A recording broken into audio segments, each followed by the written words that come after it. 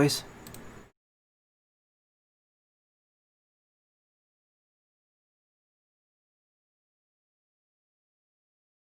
Can everyone hear me?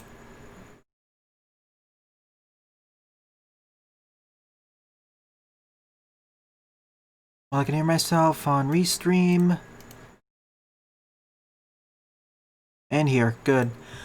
Also, I fixed the chat issue, so in case Restream breaks, which actually was I don't know what was happening there, I have YouTube chat as a backup.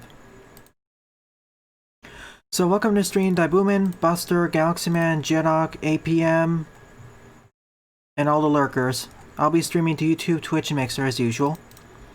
Today I'll be doing the last 3 Mega Man World games for Game Boy, but we'll see.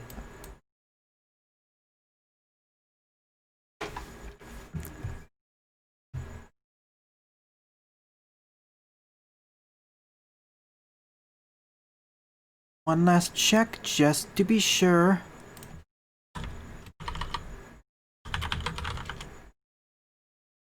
I'm double checking the name of the developer of Mega Man 3, so... because I know it wasn't exactly made by Capcom, it was made by...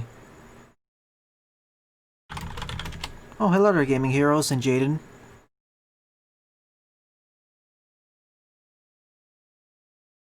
Let's see... Ah, found it.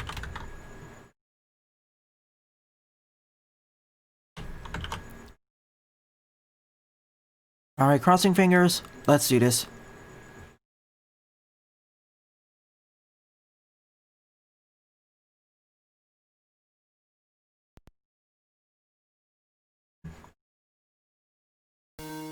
Greetings, everyone. My name is Atterville, and I welcome you all to my blind live Let's Play of Mega Man 3 for the Game Boy, also known as Rockman World 3 in Japan. This game was developed by Minakuchi Engineering and published by Capcom. So without further ado, let's begin. I'll start off by going after Snake Man. You can choose which RM to go after I defeat him. As this is a blind Let's Play, I apologize in advance for any silly mistakes or false assertions I make. So we have all this stuff from Rockman World 2, but also the Charge Shot. Specifically the Charge Shot from Mega Man 4.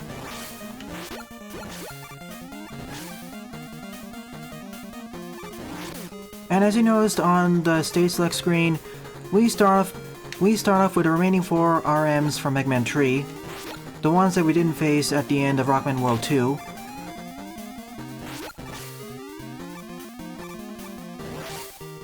And we just start off with the Mega Buster. No Rush Coil, sadly.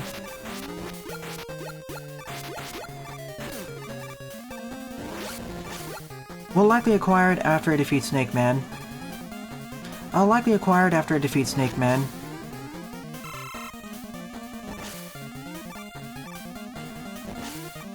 Backgrounds have been improved from the previous 2 games.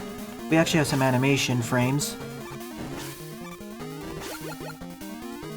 And the physics do feel a bit more accurate.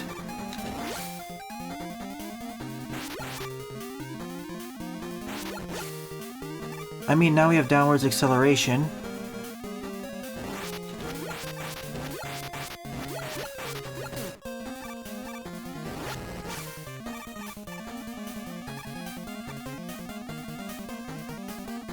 Deals only 2 damage though.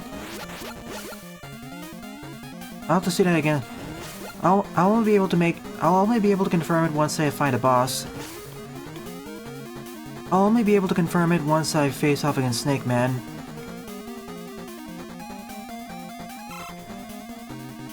Oh, hi there, Eddie.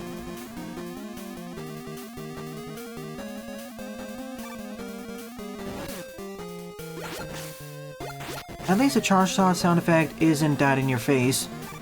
It's relatively subdued. Oh, that was a close one.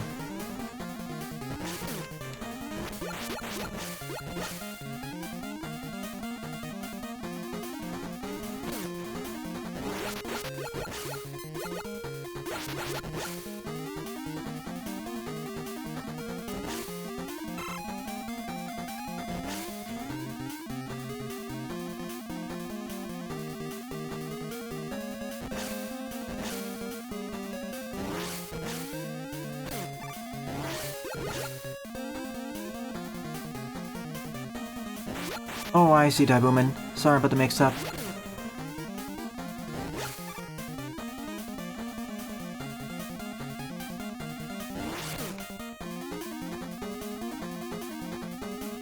Oof, knockback.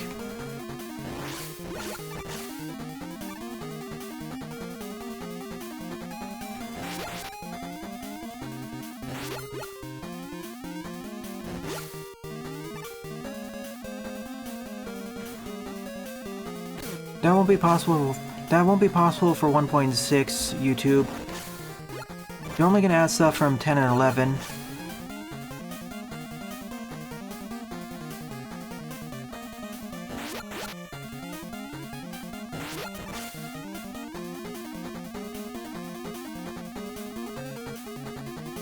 Pretty good. I really want to go for that E-Tank.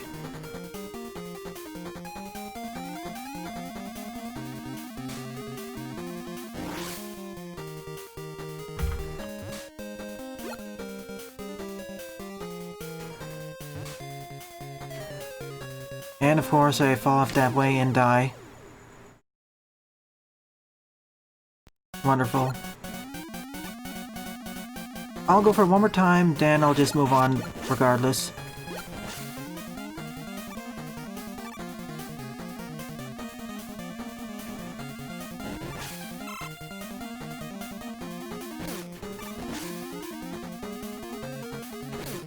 Spring enemies deal less contact damage than the proton heads.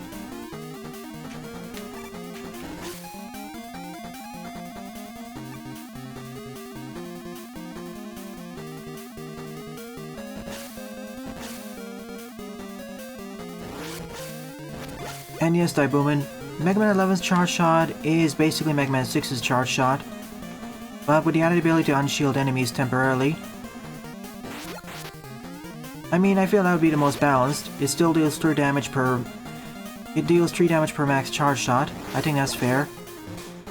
We don't want the Mega Man 5 Charge Shot with the added ability to unshield enemies. That'd be kinda broken, to be honest.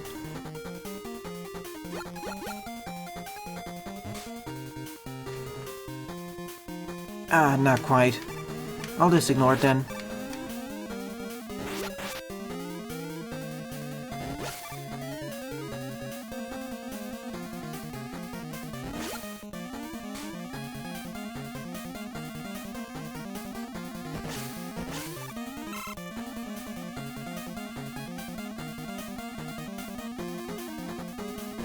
Because I think it is possible, judging by my jump distance.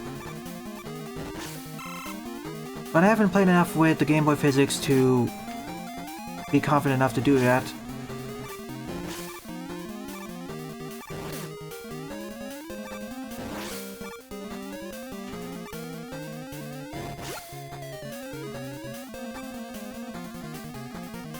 We made it.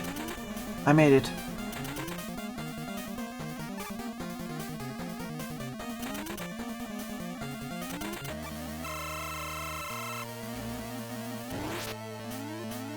Three damage per hit.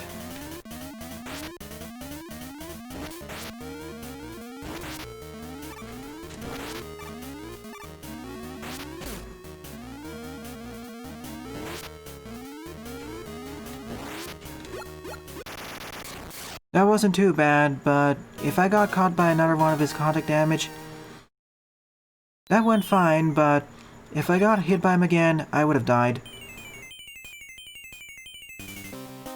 Duly noted, Buster.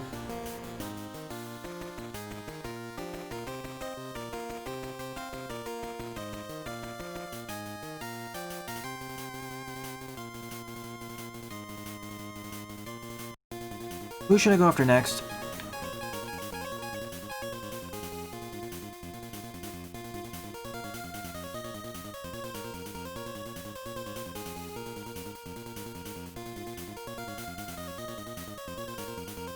Sparkman it is.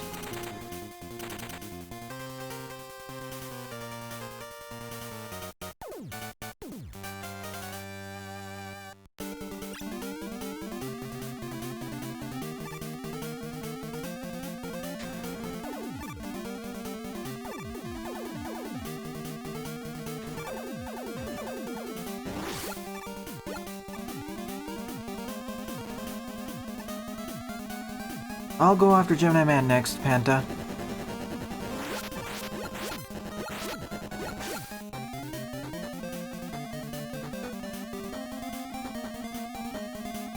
And then after that, Shadow Man's level.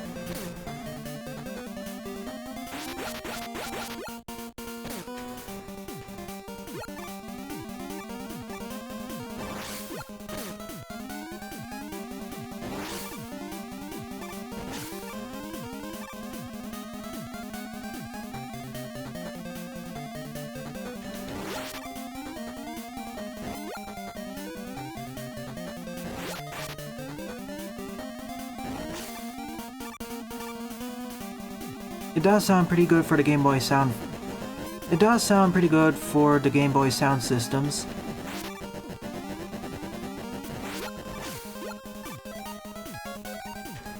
And that's why I want to go after... And that's why I want to go through Snake Man's stage first.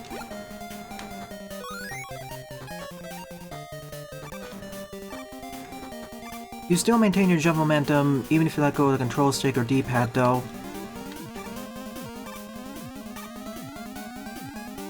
Slow Sparkman platforms.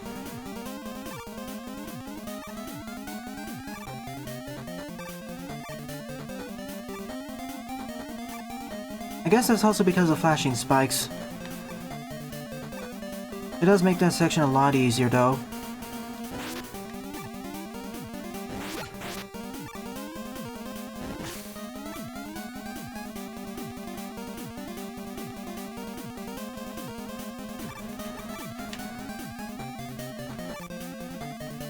Those are some interesting looking count bombs. Welp. Should have jumped.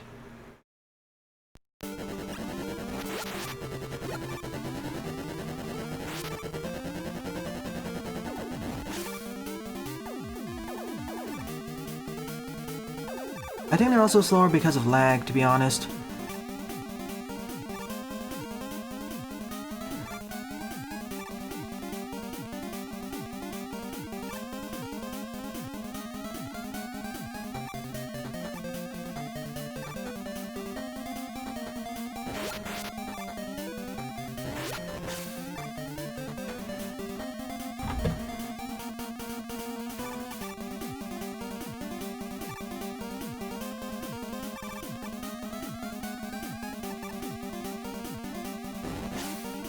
That's what I should have done earlier.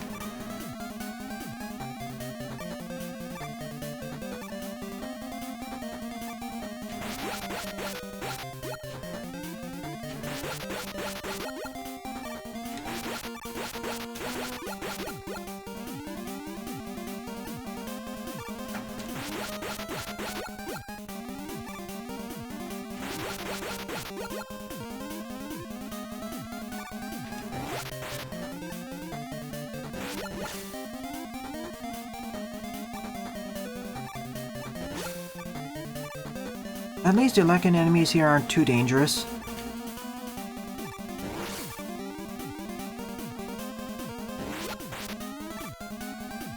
Animate the Sparkman.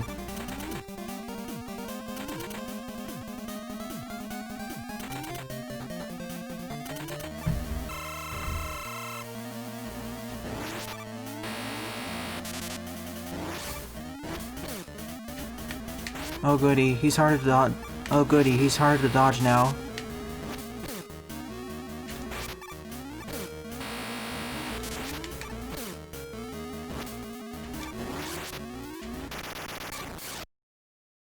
A bit easier than Snake Man, but more difficult than his original encounter on the NES.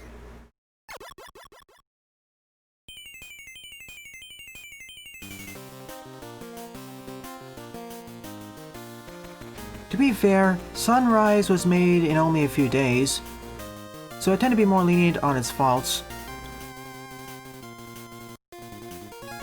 Next up, Gemini Man, as requested.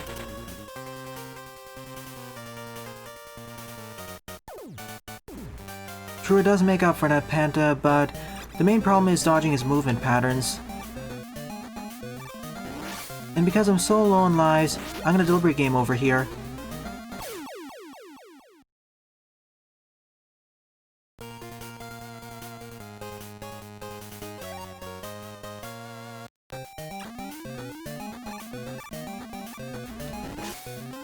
So back to the flies and Pepes.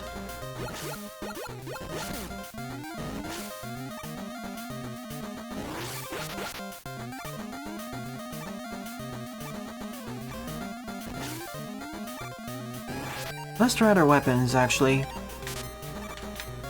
Okay, some enemies are immune to this, of course. When it impacts an enemy, when it works, it freezes them in place.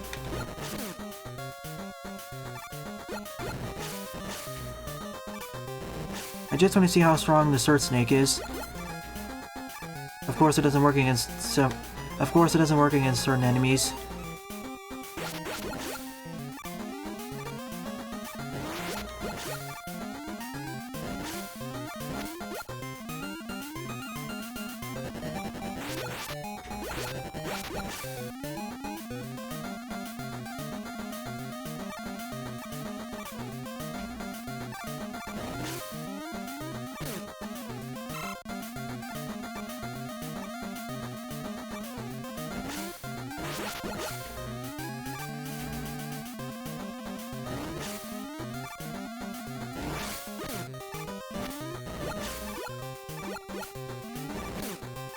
Ouch. The explosions deal more damage than hitting the bombs.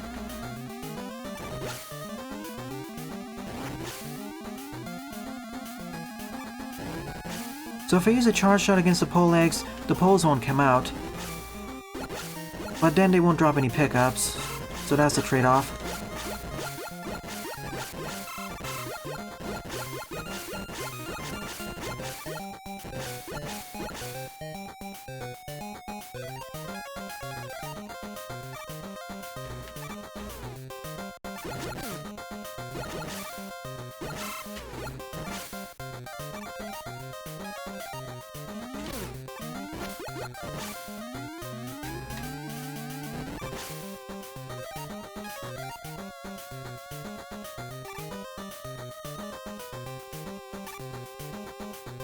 I thought it was Mirage Man's stage, specifically because of the boss battle against him.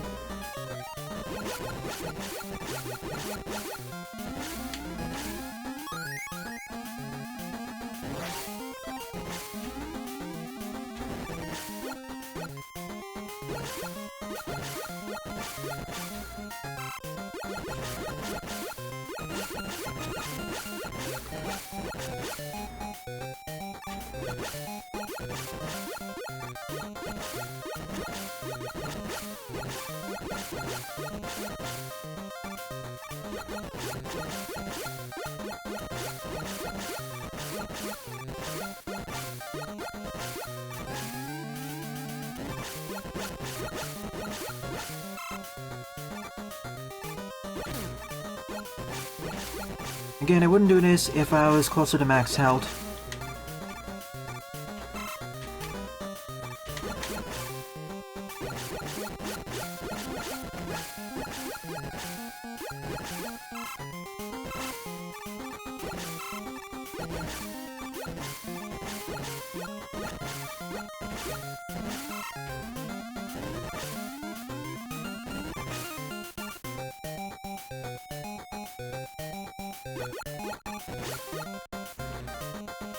I remember those enemies in Scorchman's level.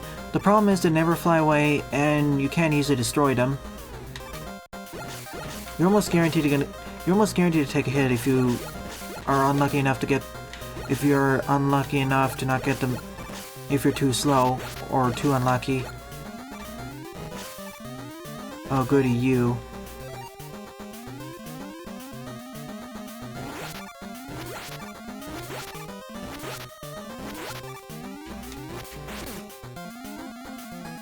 The lag spikes are not helping matters either.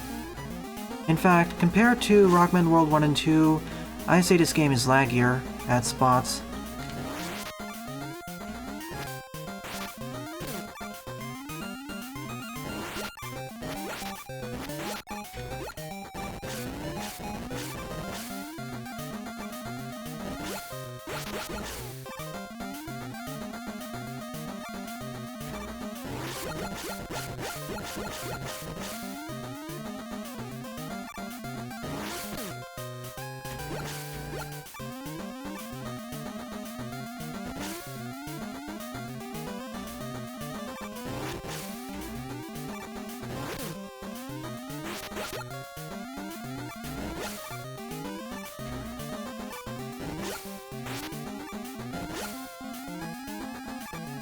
Well, I made it to the exit. Let's see...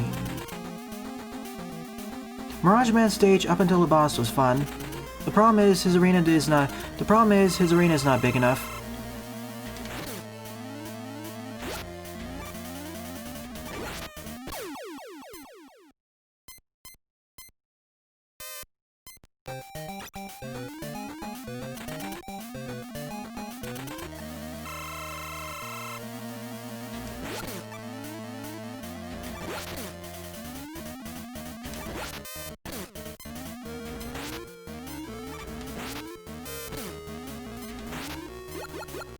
Again, I'm a lot more forgiving on the faults of Suns. Again, I'm a lot more forgiving of the faults that Sunrise has, as it was made under a strict time deadline. Within about 3 or 4 days, within 72 hours or so. But yeah, it has problems. Last but not least is Shadow Man. And you're right, Panda, there's a lot more on screen at a time. But the game designers should have known that in advance to work around these issues.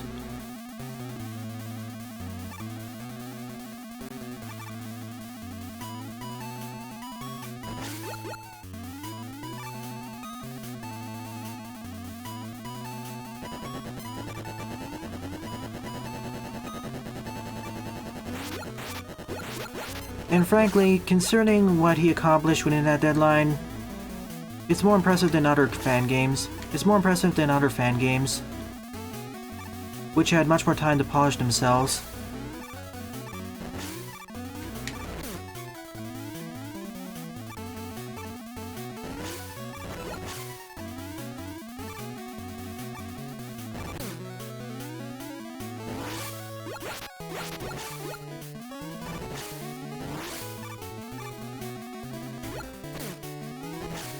Oh yeah, let's try the Gemini laser.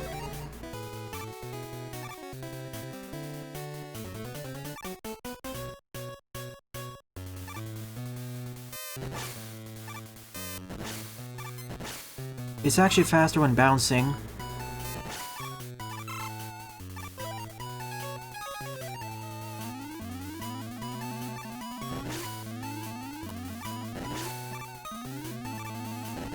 So this section with the parachuting enemies.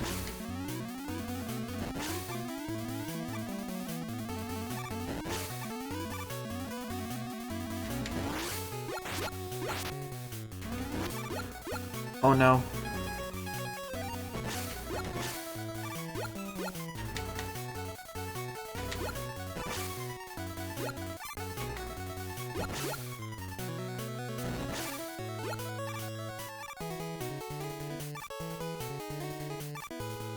At least the Sword Snake works properly here, unlike Mega Man Maker.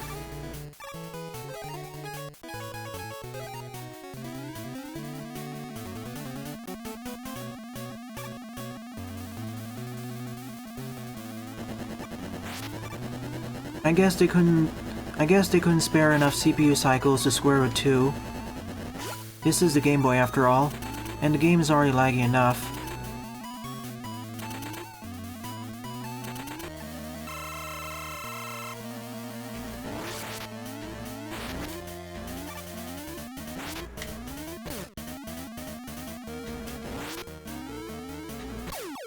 Misread his tell.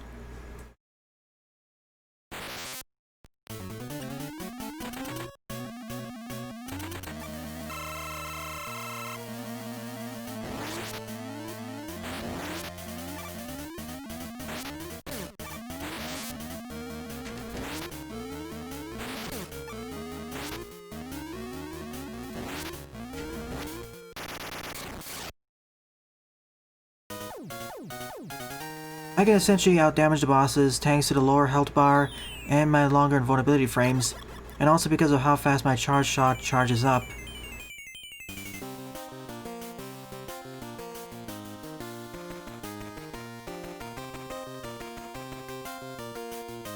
So far, the special weapons feel okay.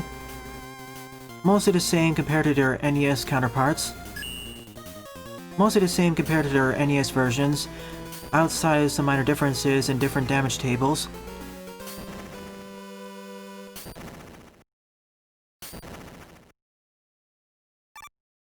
I like this castle more than the one in 3 and 4. Well, hello there, Yoku Blocks.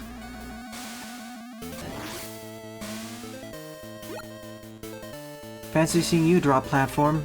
Not in Shadow Man's level though. That's me mistiming my jump. Besides, I need the game over anyways.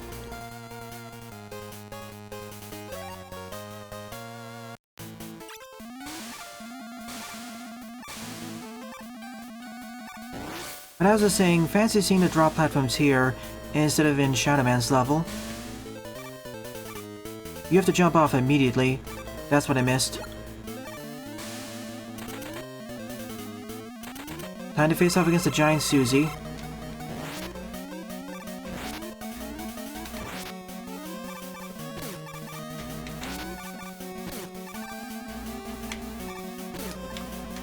When the screen shakes, I can't slide properly.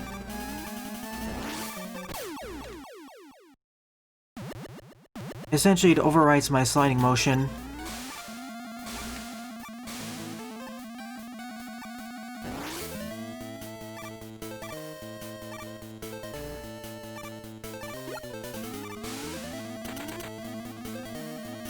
Darkman with an incredible amount of conic damage.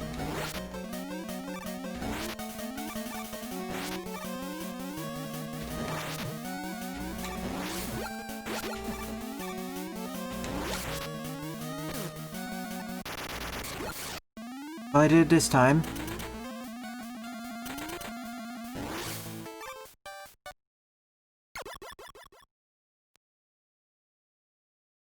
Now to the second set of RMs, this time from Mega Man 4. Dive Man, Skull Man, Dust Man, and Drill Man. I'll start off by going after Dive Man, as requested by Daibuman. And you're right, Panda. His conic damage is pretty crazy. At least for this game's standards.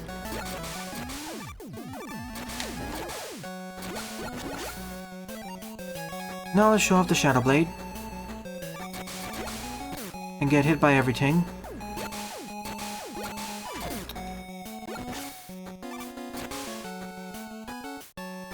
About as how I remembered it.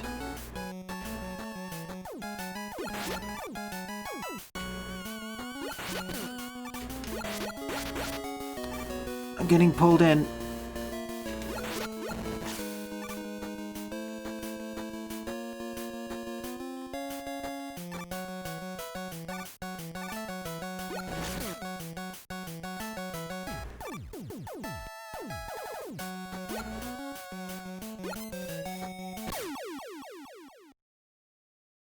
This is where I wish I had a shield weapon.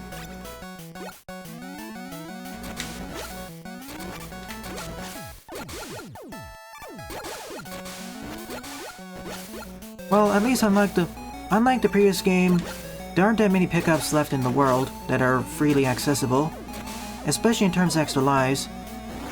It also feels like the drop table has been made. It also feels like the drop table has been made a lot less generous. Kinda wish that physics change was... Kinda wish the physics acted more like the NES titles.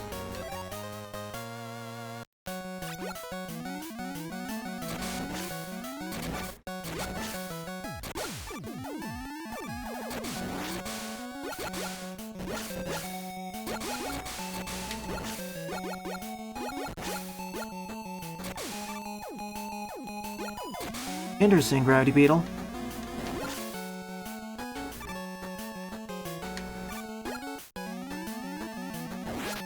And don't worry, this will be edited down in post.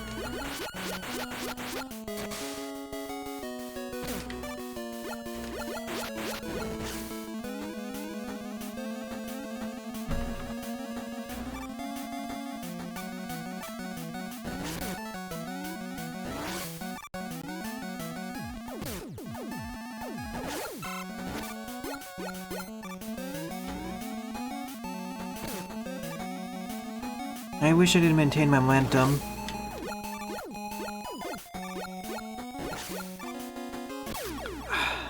and that can happen too. Suddenly the game has gotten a lot harder.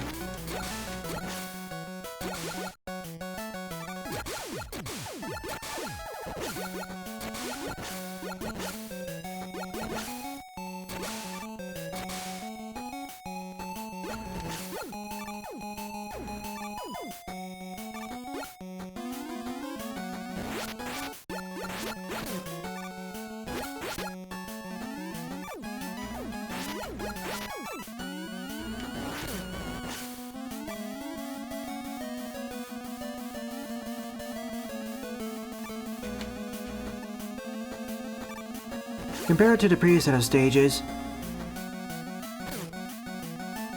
I mean, we actually have a lot of spike hazards. We actually have a lot of instant death hazards now. And enemies are dealing non-negligible amounts of... And the enemies are dealing non-negligible amount... And the enemies are dealing non-negligible... Bleh. And the enemy damage is noticeable. Plus, they're not as easy to avoid.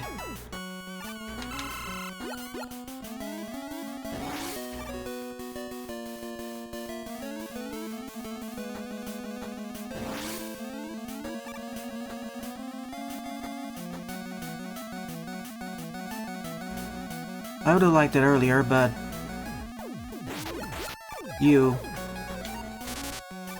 Glad to see that this still works.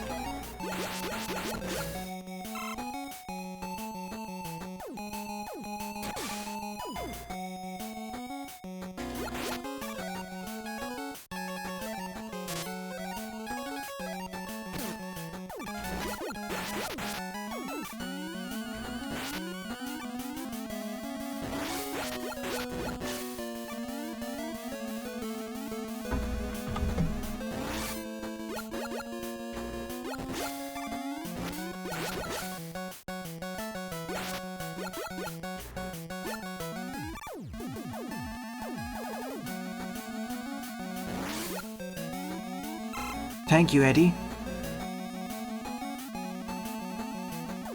Oh.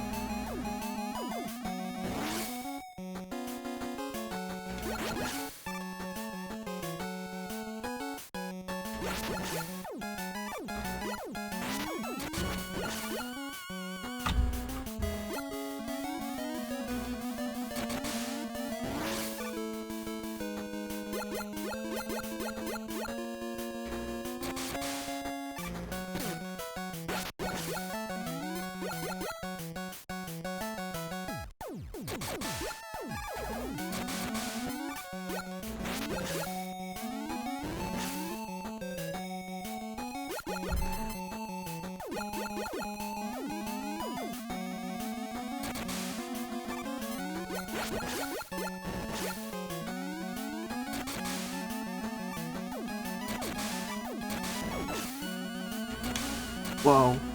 These jumps are extra scary with the added momentum.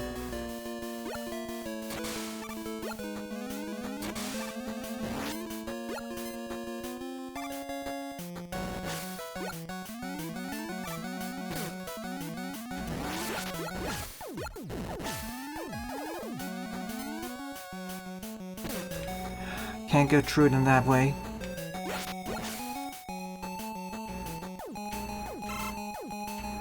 This one, though. This feels scarier than the NES version, to be honest.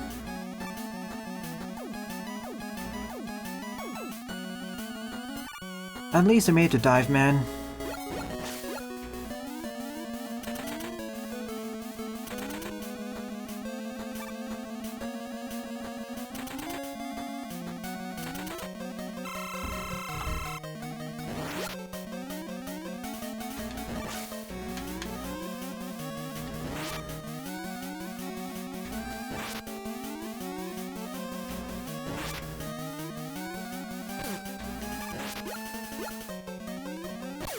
Almost. If I didn't jump as high, I could have done it without it.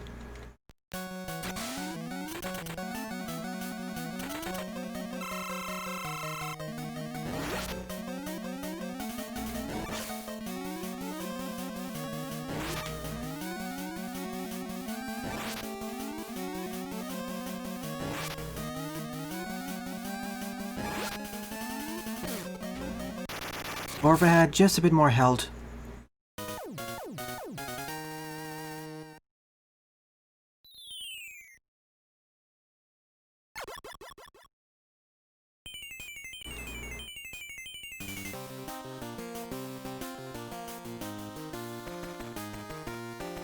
As I said before, this is definitely a difficulty spike. Now off the skull, man. I'll do a deliberate game over here.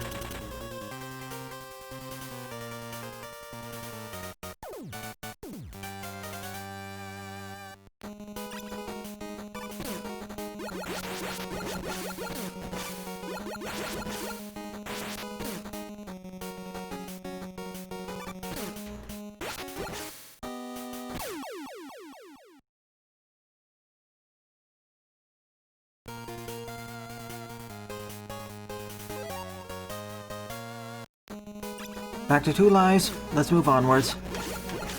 Note to self, do not run into the cannon bases. Their contact damage is pretty high. Higher than the cannonballs themselves. Let's try the dive missile.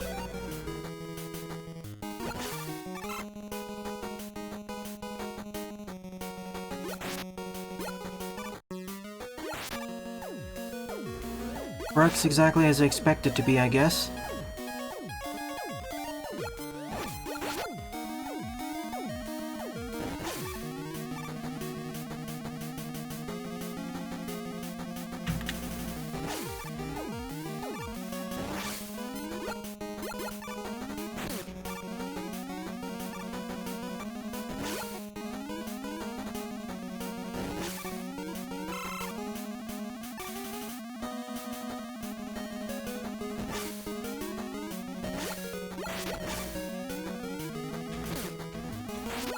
Hi there, Sun Shield Attacker.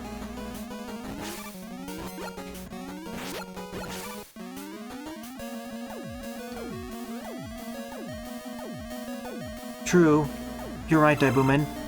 It's both faster and has a smaller area to fly around.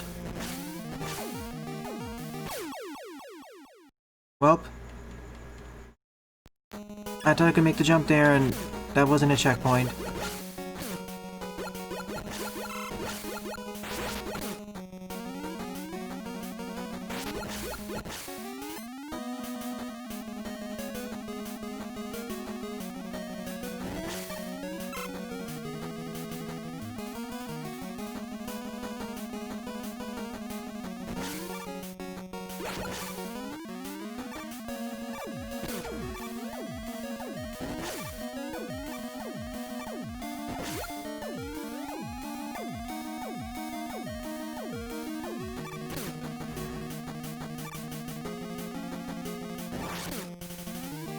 Hitbox?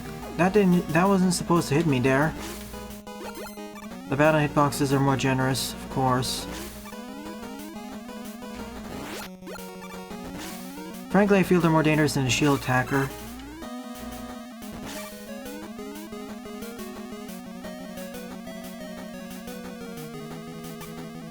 I surely thought this was the checkpoint.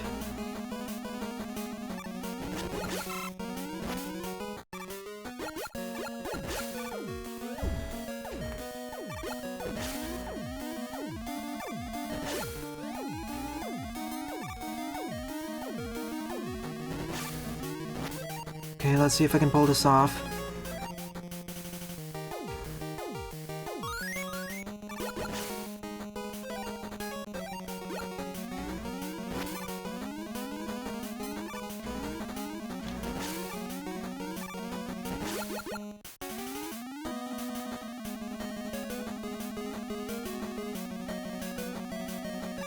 Interesting. Even if I don't comment on it, I'm reading your comments, Gravity Beetle.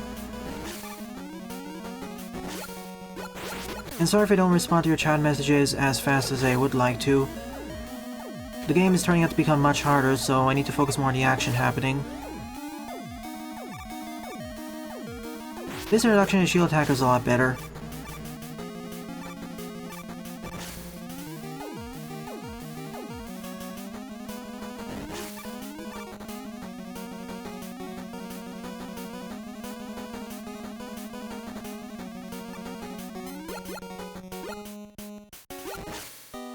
Let me guess, I need a dive missile here. No?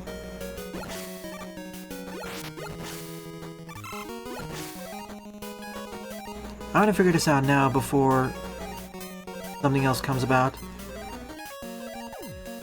Well, I need another weapon for that. Drill bomb. Well, it is an explosive weapon, so it makes sense. Forced usage of rush coil here.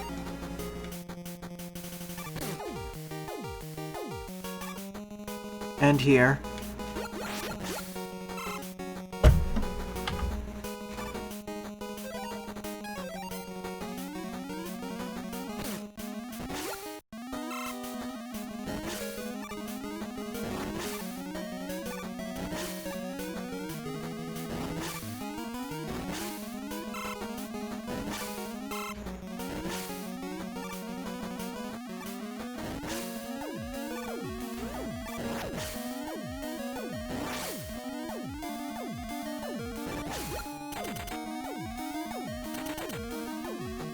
Shame we didn't see more of this background zone.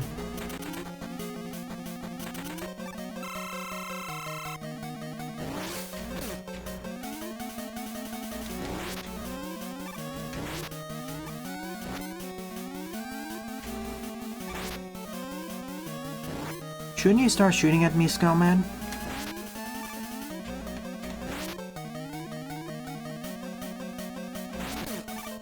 Narcotic damage isn't as high as it's supposed to be. Alright. You're made much easier than your NES incarnation. You didn't even try shooting at me.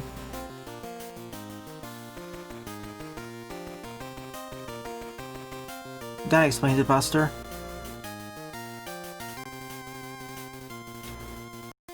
Well, next up is Drillman, as people have been repeatedly asking me to go after Dustman last.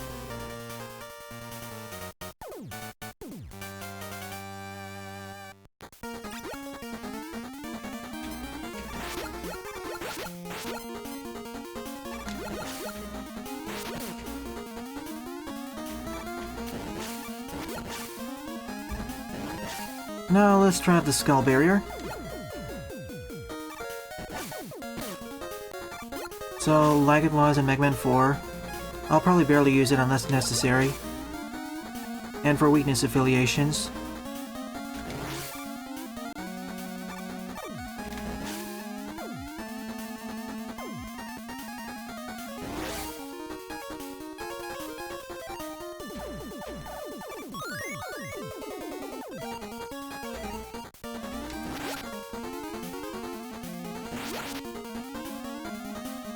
I really should be using my special weapons more.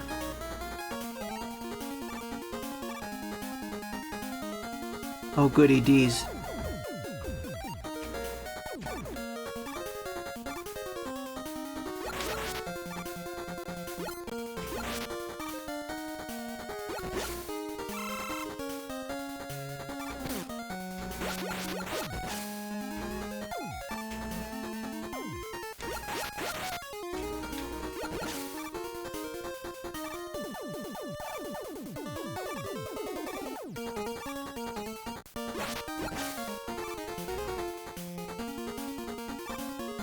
I know, I was just worried about their implementation in this game.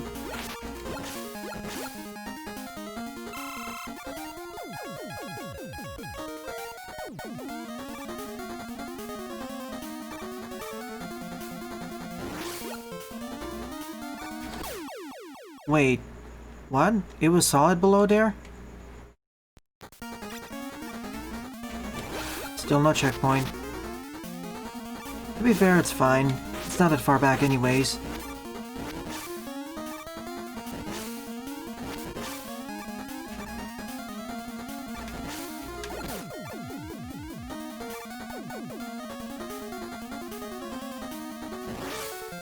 Yeah, I don't mind those gimmicks. They're actually pretty fun. They should be added to Mega Man Maker. And frankly, they wouldn't be too difficult to add. They aren't that difficult of a gimmick. It's not like they interact with other objects. They're pretty independent.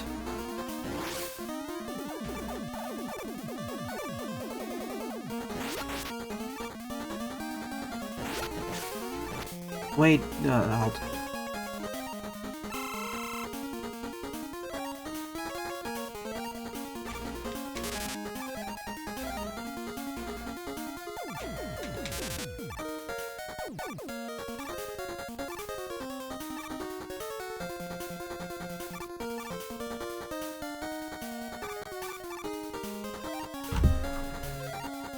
Wait, they have collision on all four sides? That explains a lot.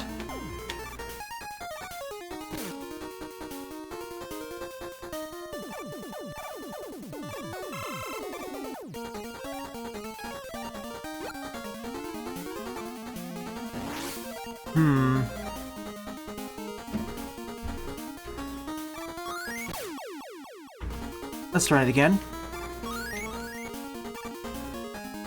I knew that was gonna happen once, so that's why I decided to save state it.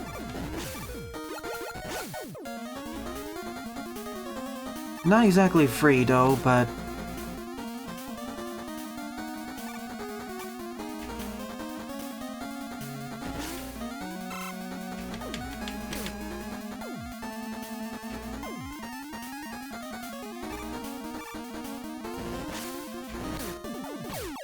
Oh, rats. This is gonna be a problematic jump.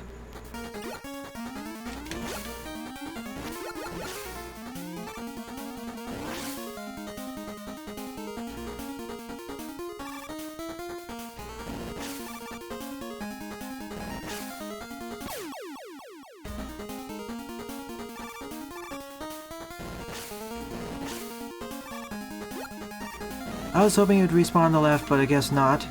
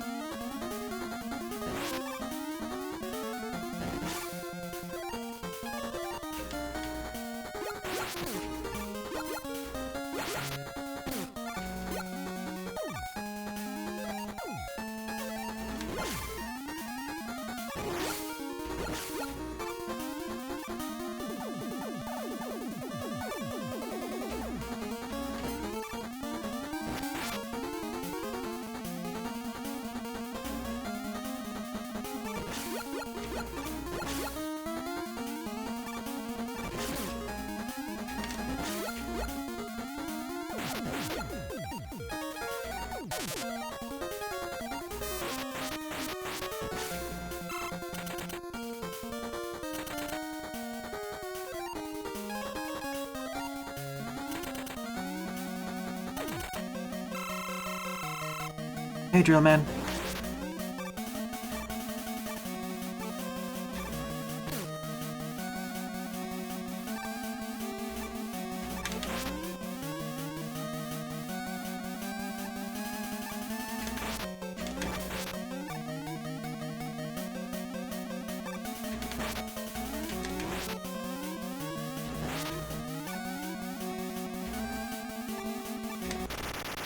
You weren't that bad. I guess because I always kept trying to hold a charge shot, he never fired his drill bombs at me.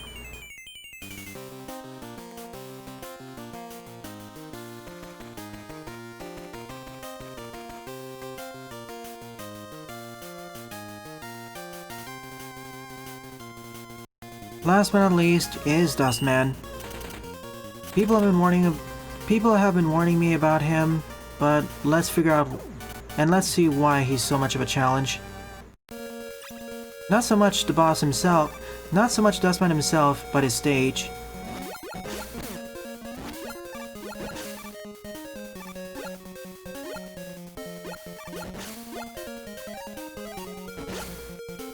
Actually, you know what? I want the game over anyways.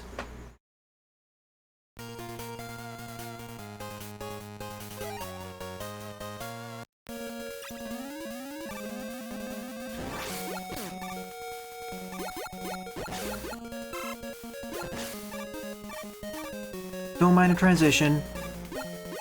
Just wanted to get back up to 2 lives.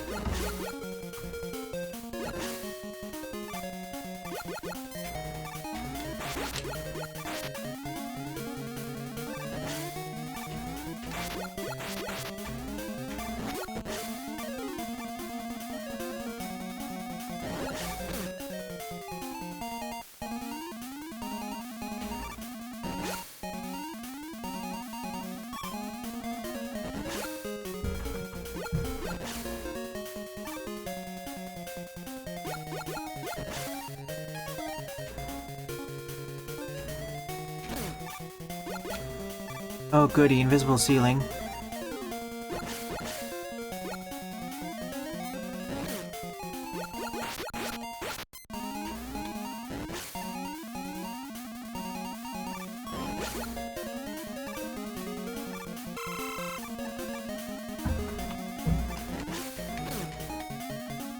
Nothing too bad so far. But that may change in the near future. On an unrelated note, Drill Bomb is awesome.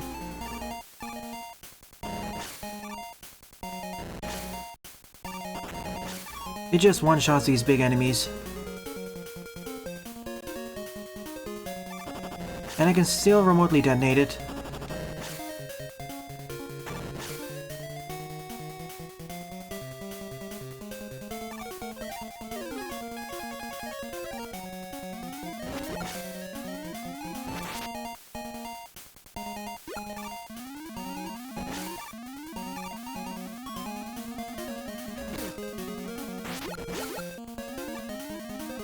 Shield attacker placement in this state is a bit annoying.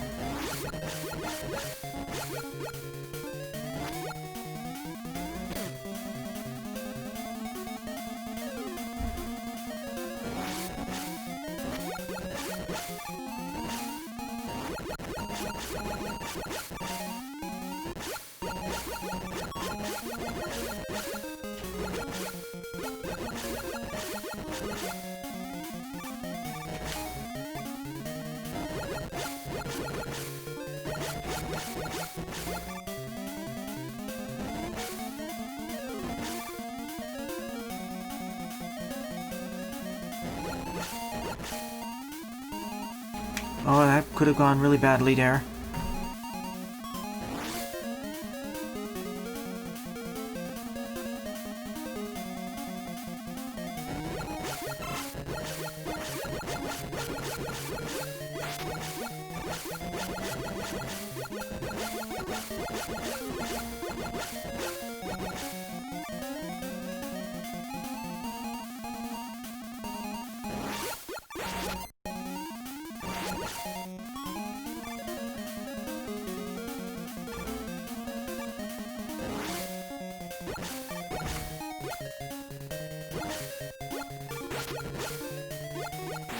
Ah, cute size Gachapon.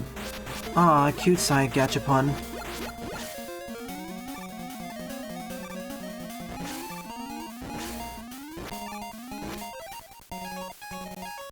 Let's take the risk.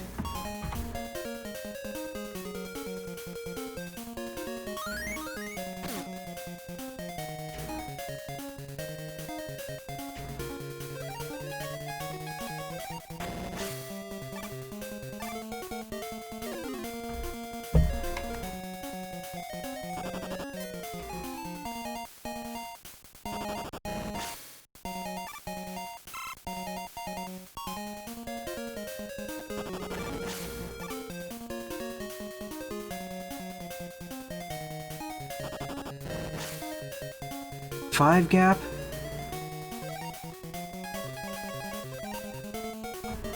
Can I spawn... Yeah, I can spawn him here.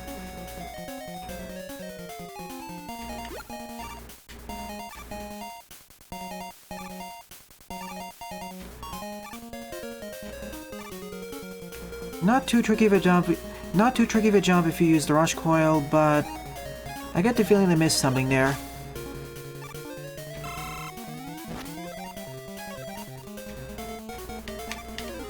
Then again, this game already has a lot more forced weapon usage compared to the predecessors.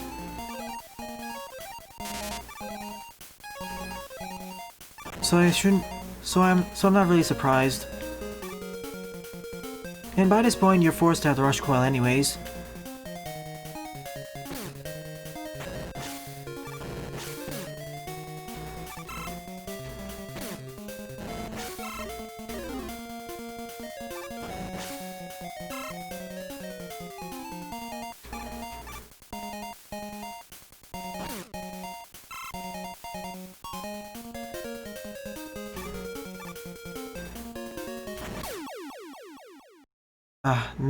Not close enough.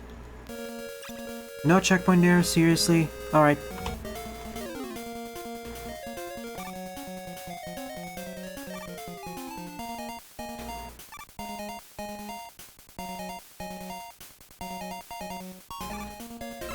Yeah, 2 checkpoints, but...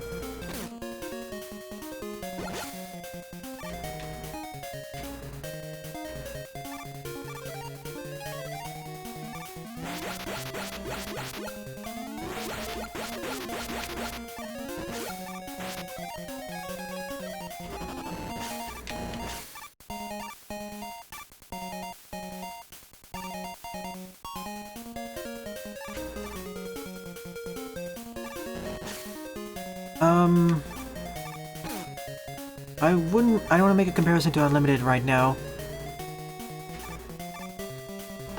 And I'm back over here.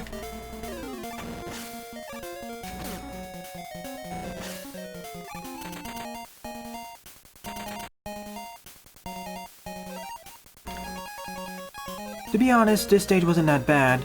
Out of the second set of 4 RMs, the hardest stage was Dive Man stage, easily. This one is, I guess, on the upper end.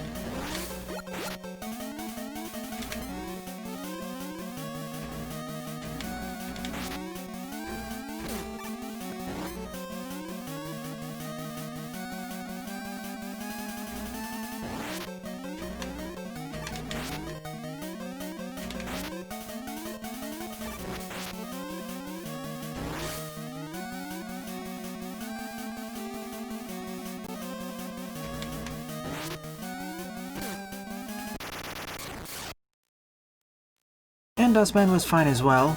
Just need to time your jumps over the Dust Crusher.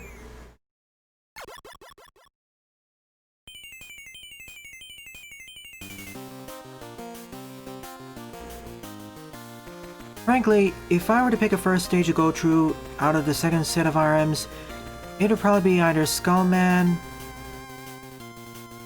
It would either be Skullman or the boss before this one. It'd probably be either Skullman or Dustman. Now we're back to the Wily Marine Station. Or Wily Marine Fortress.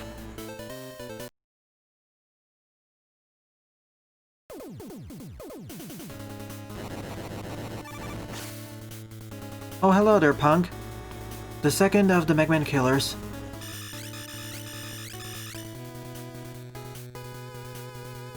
Why not chase after Wily? The door is right over there.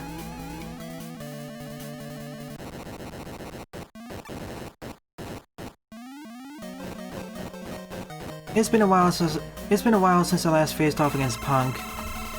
So my apologies if I screw this up.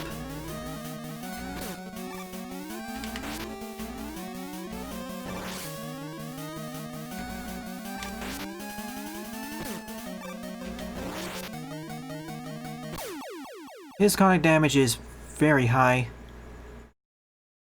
I mean, he can just two-shot me with that.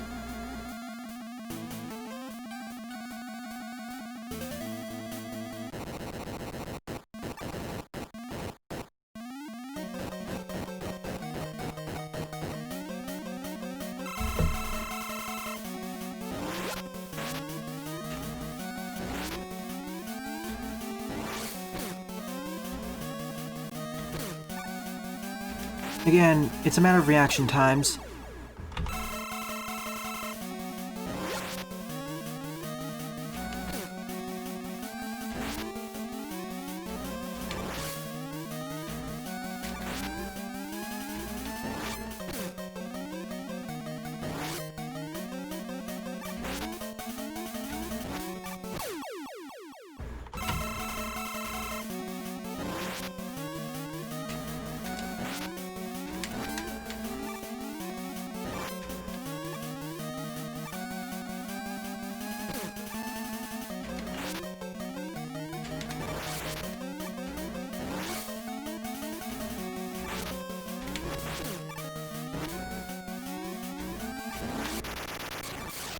After 4 deaths, I did it.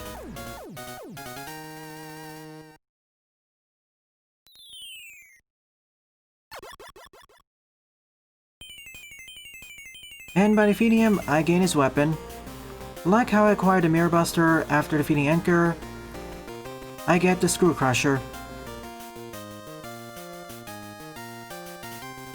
And to be fair, in that one Rockman 6 manga, Centaur Man is revealed to be Centaur Woman. So why did you choose this fortress? Which didn't explode, by the way.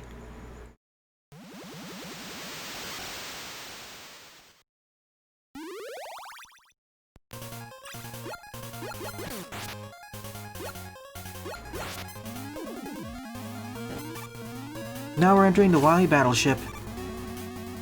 No, not one. My apologies. Now we're entering the Wily Station, or Wily Marine Fortress proper.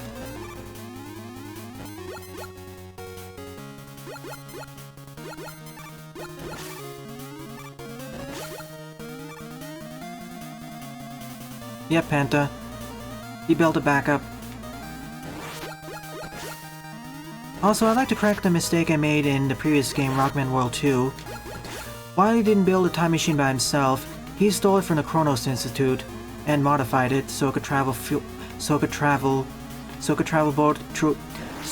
both into the future and back to the present. Of course, time for a drop platform.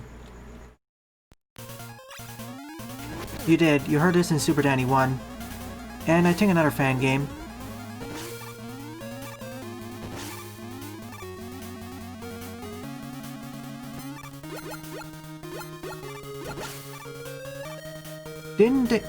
Didn't Anchor and Belay technically get Battle Network counterparts, but they were dummied out?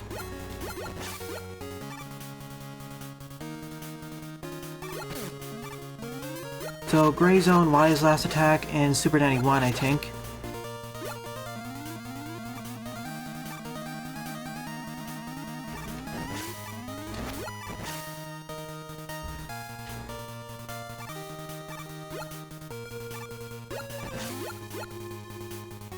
What?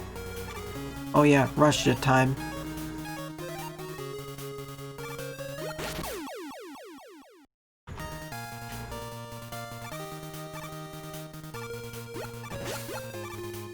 I forgot. This is a rush jet where you can't control its vertical height. So you have to get it right the first time.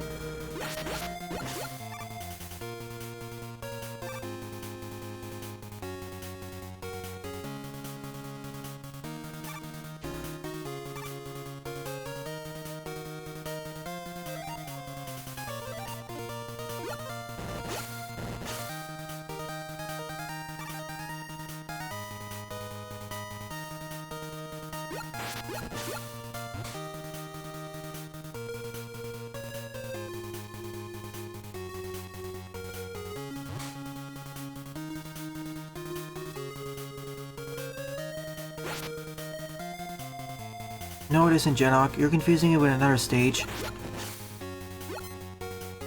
But you're right, this stage is awesome. And I should be considering my weapons for the rematches.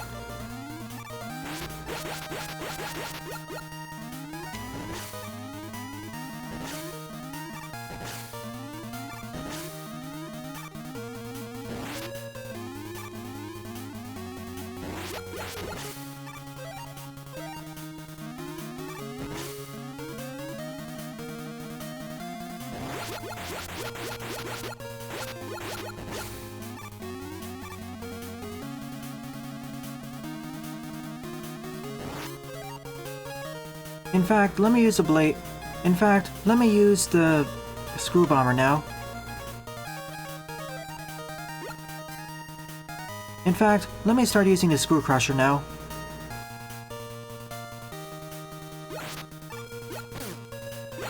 Once I can actually find an enemy to use it on. The dust crusher seems kind of weak.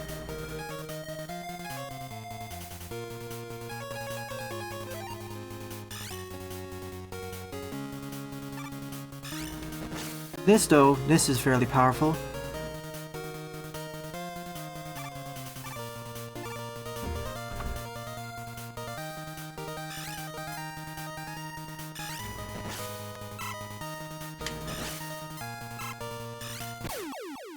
Really?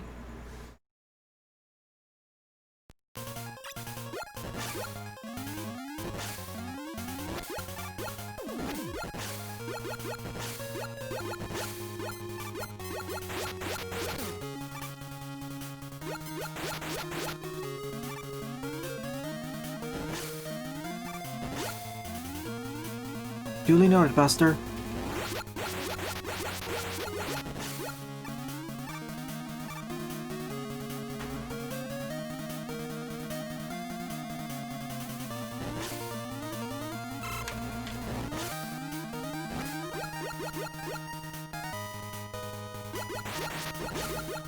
Oh. Well, let's do this again then.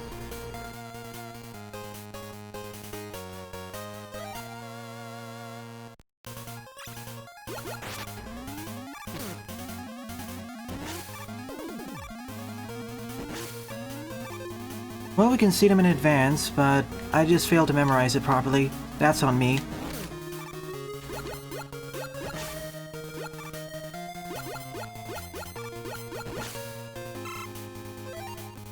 Be right back in a moment.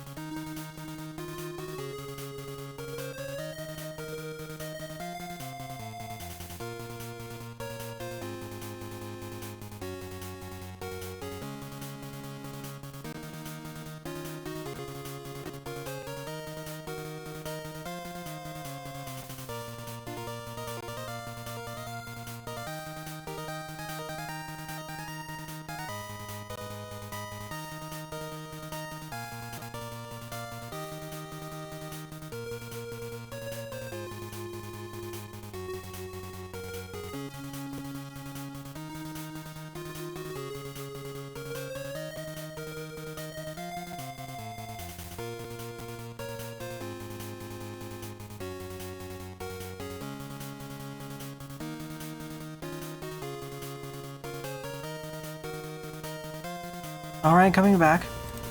Isn't Quartet one of the Star Marshals in the Mega Man 5 adaptation done by Archie Comics? Oh, good. Yeah, I knew of his existence. But of course, he's a much more obscure character.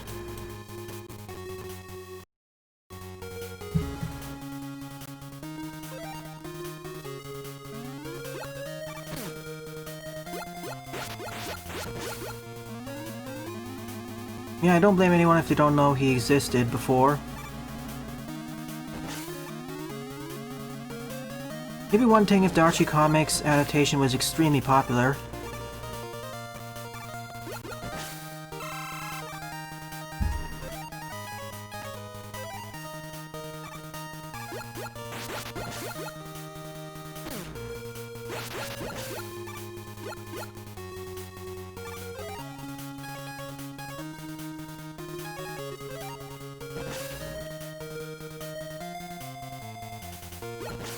Here's something I forgot I could do to make this section much easier.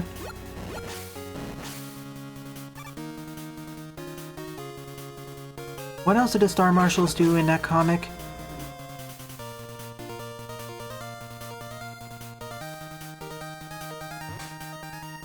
Hi, Galaxy Man.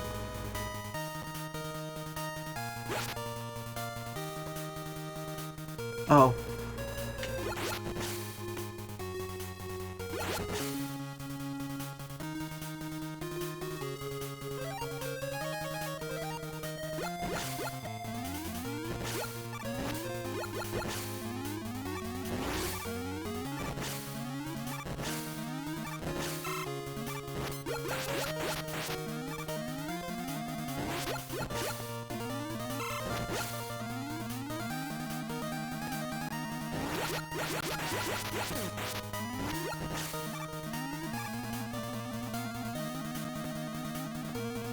Oh, I see.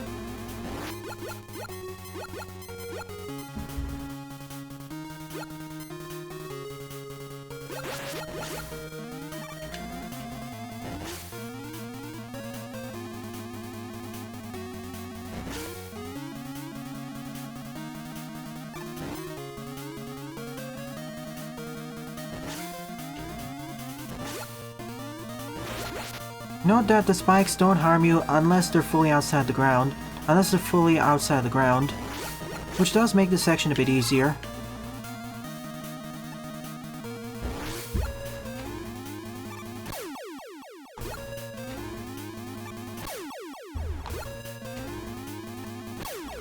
Jumping. If I hold the charge shot, it's causing some problems. Just let go of the charge shot while doing that jump. Then it works.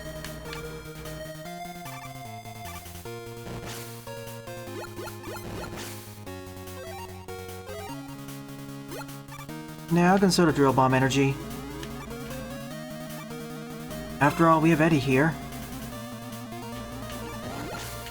Spikes are actually half platforms. That's interesting.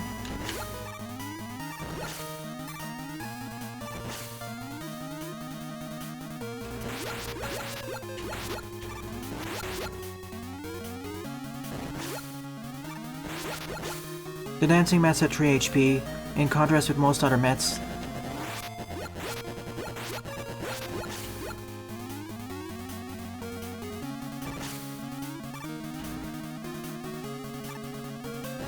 Outside those hiccups, this stage isn't that bad. I still find it easier than Dive Man's level. That's currently the hardest stage in the game. You again.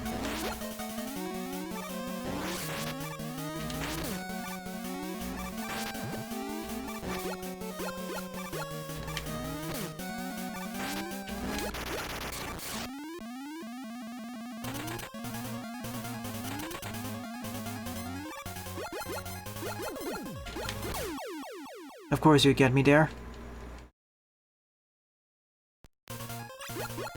Wait, where am I taken?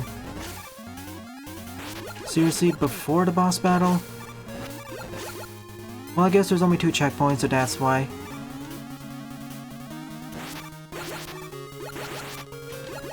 Next time I'm just using an E-Tank.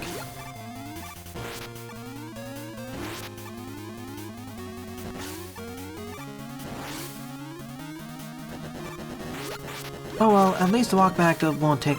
Oh well, at least the walk back won't take too long.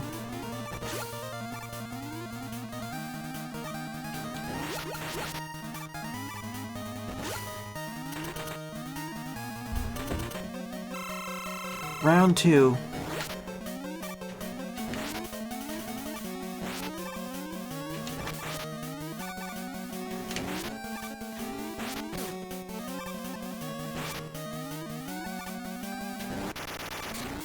This time went a lot better. Why didn't it drop a large life energy last time, though? Isn't it supposed to do that? Or is it random?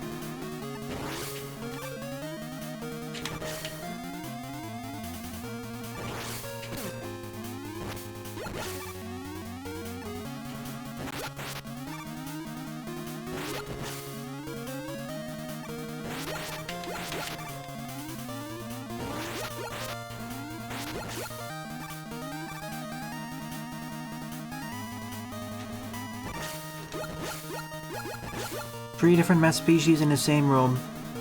Meteor, Metal, and Metal Dance.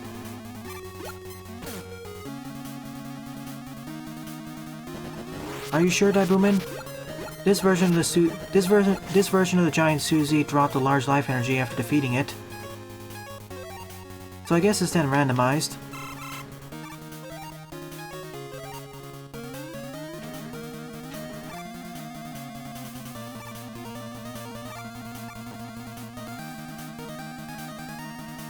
You saw what happened when I defeated it for the 3rd time.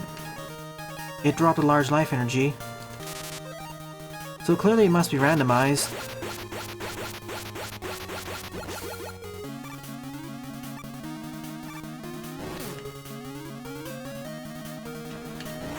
And compared with the 2 previous games, this game does a better job with its final stage, incorporating all the stage gimmicks from all the 8 previous levels, incorporating all the previous gimmicks from the 8 stages.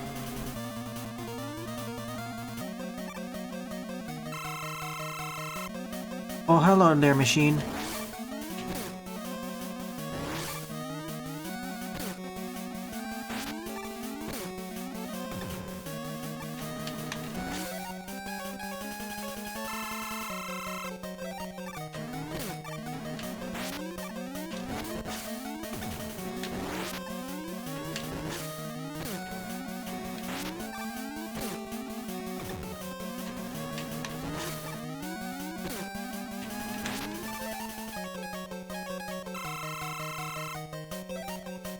No boss rematches? Well, I guess they're added in Rockman World 4. Even though they would fit in here.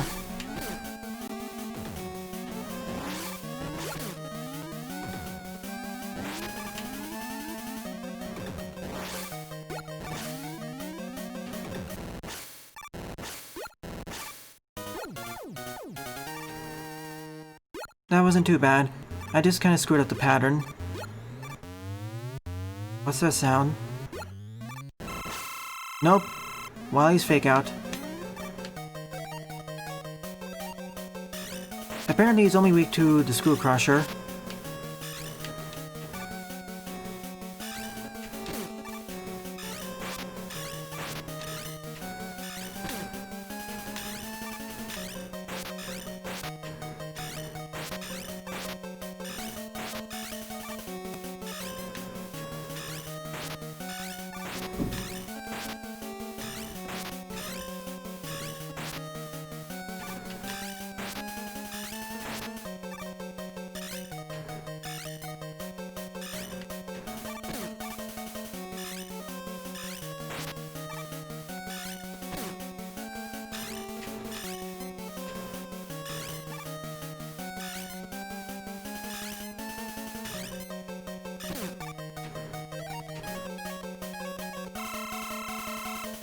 And I get plenty of Screw Crusher shots to defeat him anyways.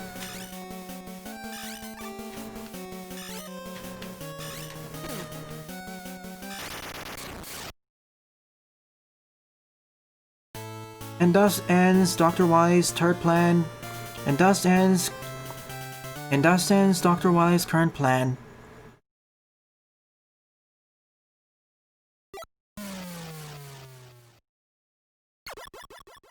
But of course he escapes.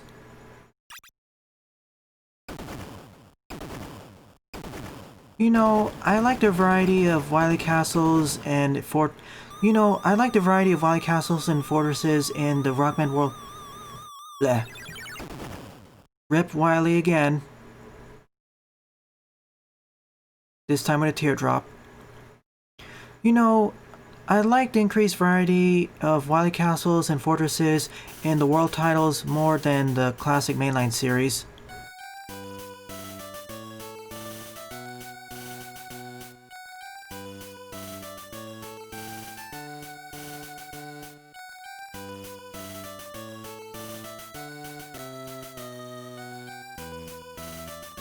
So this is a good time to give my overall thoughts on Mega Man 3 for the Game Boy, aka Rockman World 3 as a whole. In general, I think it's a better package compared to the predecessors. It's certainly more challenging, but it has its own set of issues. First and foremost, the game lags more. And it's not like it's a constant lag, it has a bunch of lag spikes. But of course, the main reason because of this is because many of the screens are packed a lot more with active objects and enemies, which I don't really mind too much outside of a few scenarios, but the game designer should have known about this in advance and worked around these issues. It did make some sections easier, like the Sparkman platform sections in Sparkman stage, but it made other sections more difficult. Plus, the second set of RMs have kind of a difficulty spike compared with the first set. Although that may be because I started off by going after Dive Man, whose stage I feel is the hardest out of the entire game, the second hardest being probably the last fortress level. And I'm not too keen on how the forced weapon usage And I'm not too keen on the forced rush coil usage in several of the second set of... And I'm not too keen on the forced weapon usage of rush coil in the second set of Roadmaster levels. Weapons feel about the same compared to their NES counterparts. Sometimes better, well, sometimes slightly better, sometimes slightly worse.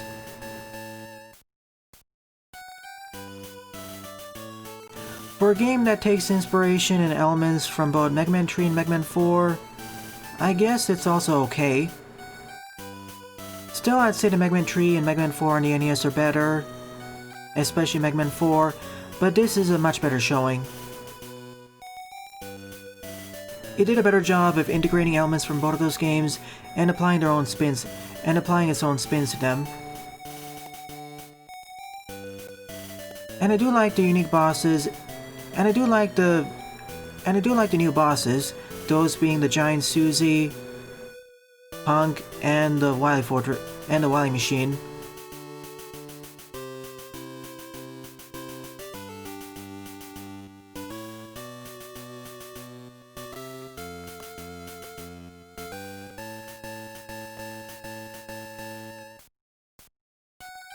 And we are missing a few elements, like a second fortress, and we are missing a few elements, like the Dock Robot stages, or a second set of fortress stages. And there was no boss rush at the end, even though it would fit in this game. After all, we actually had 8 complete Roadmaster levels.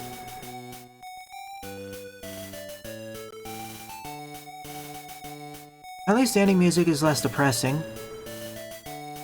At least the ending music is less bittersweet. Though the background is more boring.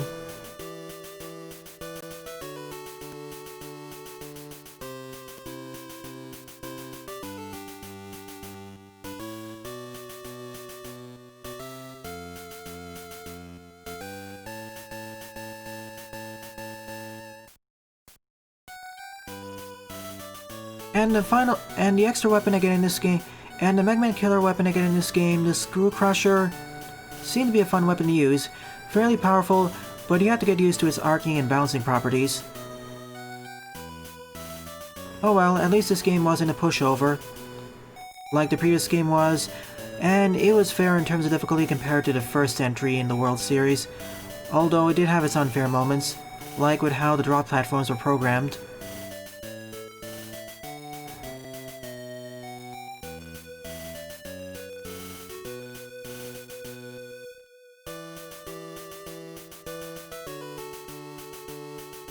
Well then, I hope you all enjoyed my Let's Play of Mega Man 3, viewers. If you enjoyed it, please rate, comment, favorite, and or subscribe, as they all help out the channel. Don't forget to follow me on Twitter as well, and join my Discord server, as I regularly post updates there. Thanks for watching, and I hope to see you all in a future Let's Play.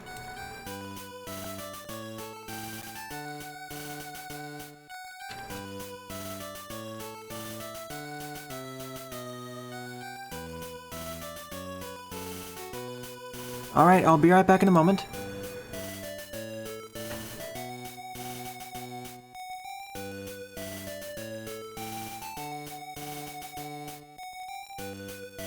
And you're kind of right. Well, you are right, this is better than the Mega Man 4 version. I say Mega Man 7 is the worst version. Give me one moment, I'll be right back.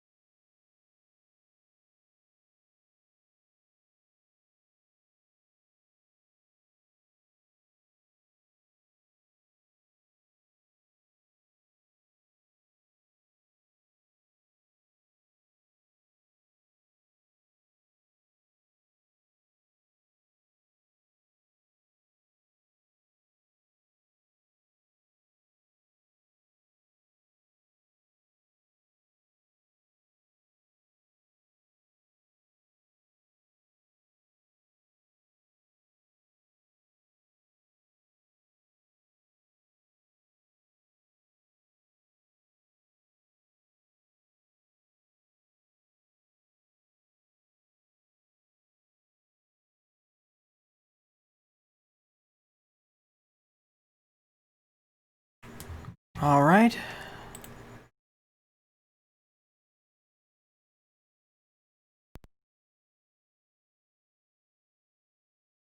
Let's move on to the next game. I don't think I'll be able to cover Rockman World 5 today, but I'll see if I can finish Rockman World 4.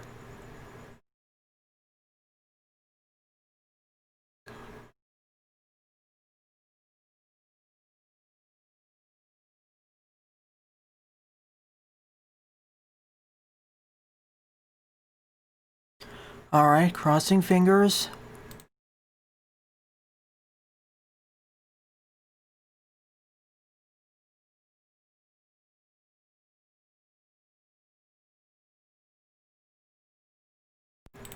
Wrong one. Here we go. Greetings, everyone. My name is Adderville, and I welcome you all to my blind live Let's Play of Mega Man 4 for the Game Boy, also known as Rockman World 4 in Japan. This game was developed by Minakuchi Engineering and published by Capcom. As this is a blind Let's Play, I apologize in advance for any silly mistakes or false assertions I make. And unlike its three predecessors, we actually have an intro cutscene of Wally sending in his squad of Roadmasters. The four remaining ones we didn't face off against. The four remaining ones from Mega Man 4 we didn't face off against yet.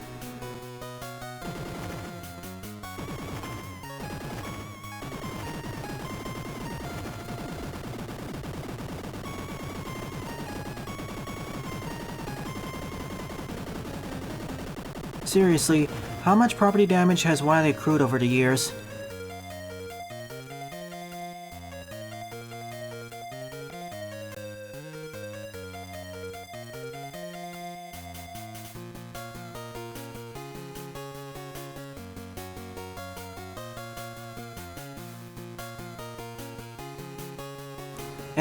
And there's the newest Mega Man killer, Belade.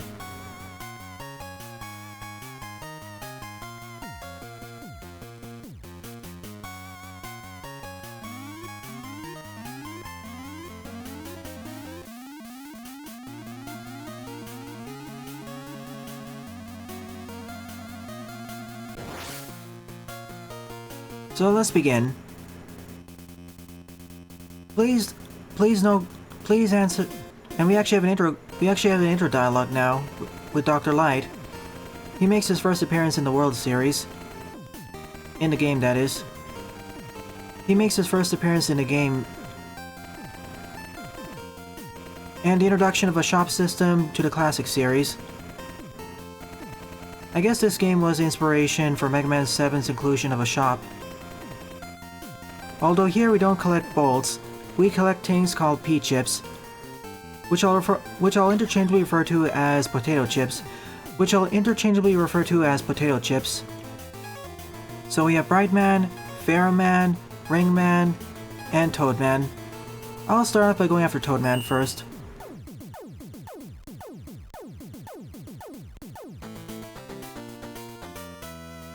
Indeed, Rafa. Toadman is one of his strongest Roadmasters.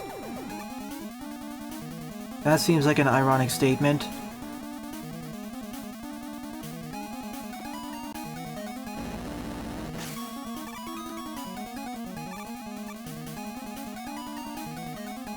So continuing the trend of borrowing elements from two of the NES games, this game borrows elements from Mega Man 4 and Mega Man 5. Enemies, stage elements, Roadmasters from both of those titles.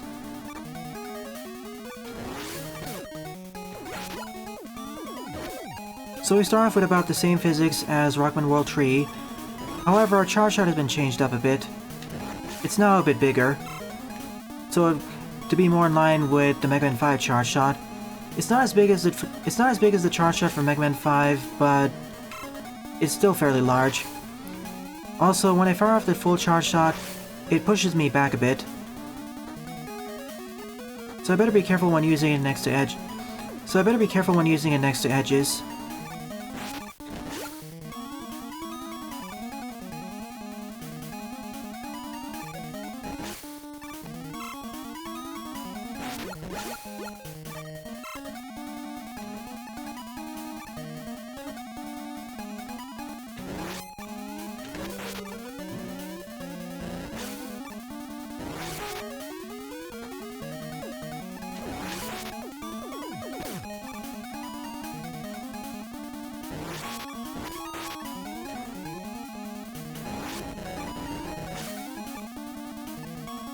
Wow, you're a terrible shot, Escargoon. Hang on a minute, we have letters? B. I guess this spells out Belade.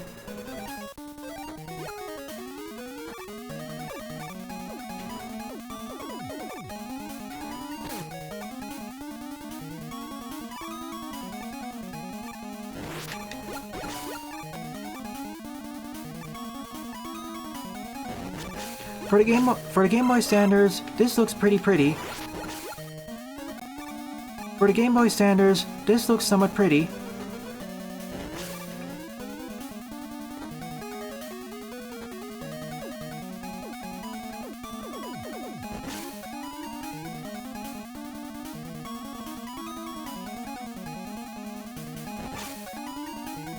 Indeed, Rafa. If he didn't have Spark Mandrill Syndrome, he would be one of the strongest Roadmasters. The Rain Flash is nothing to sneeze at.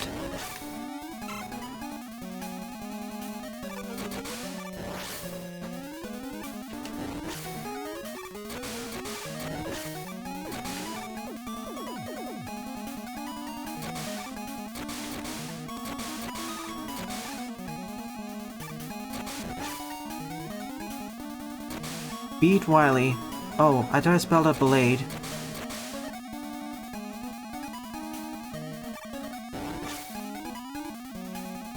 Hang on a minute, the Y letters are mandatory? Well, that's different. That never happened before. I'll keep a lookout for them then.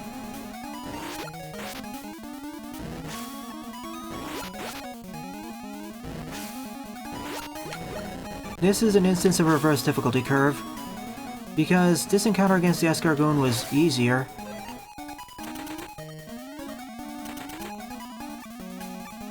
How many P chips do I have? 28. I need at least 120 more potato chips.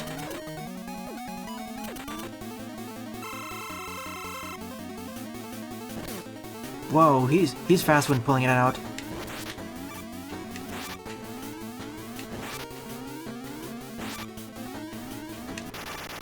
Still fairly easy, but he got the first shot out.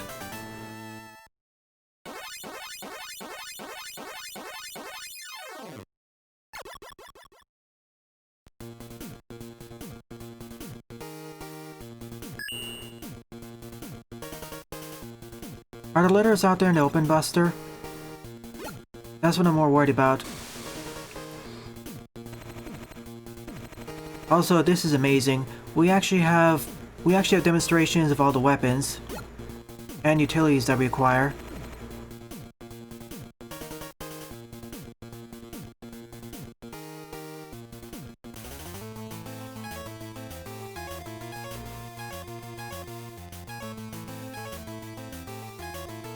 Who should I go after next?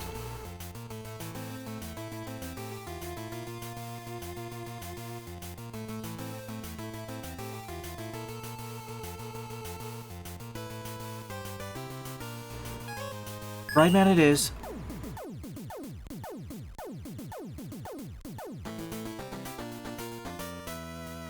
Gotcha, Buster. Not as bad as I thought.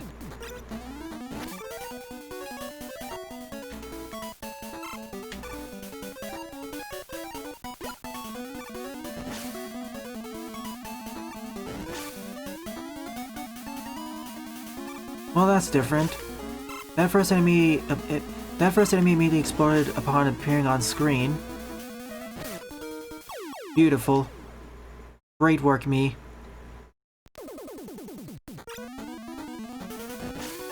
Okay, now it didn't explode this time. That was strange.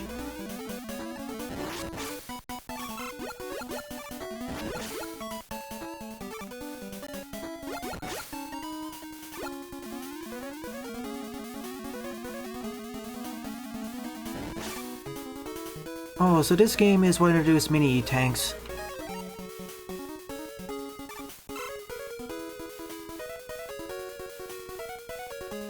That's probably a Daibuman.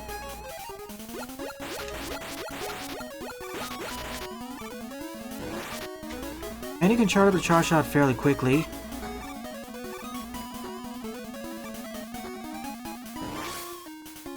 Well, that's new.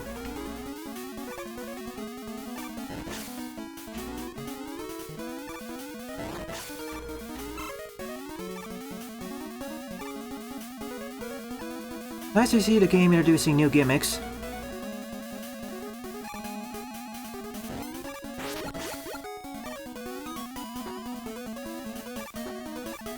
Seriously, they buffed up the Rain Flush? It was already fairly powerful already. It was already fairly powerful.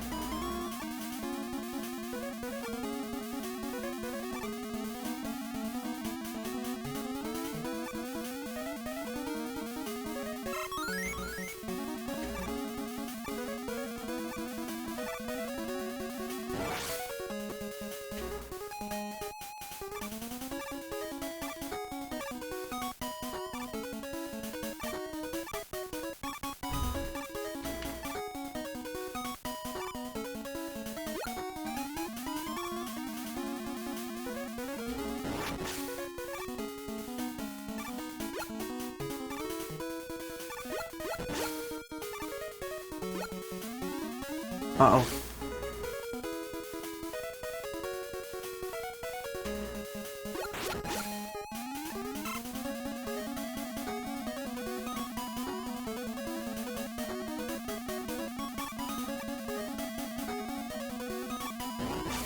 Already I can say the game is better balanced than the previous title.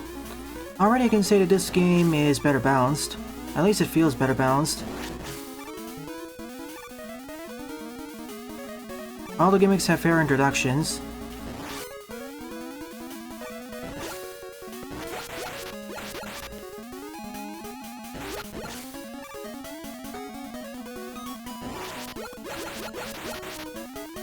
Yeah, I need to collect up to 4 of them so I can convert them into a regular E-Tank.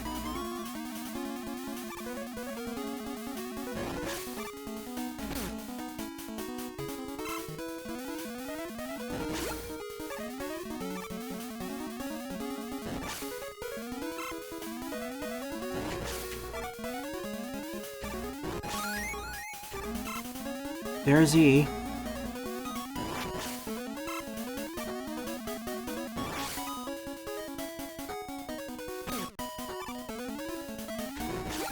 Well, these ones don't fall off.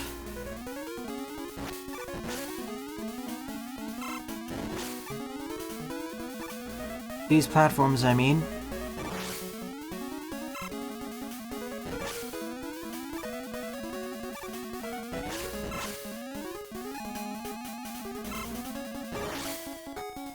Ah, so this stage has 3 gimmicks so far. These platforms, the darkness gimmick, the switches, and the Brightman platforms.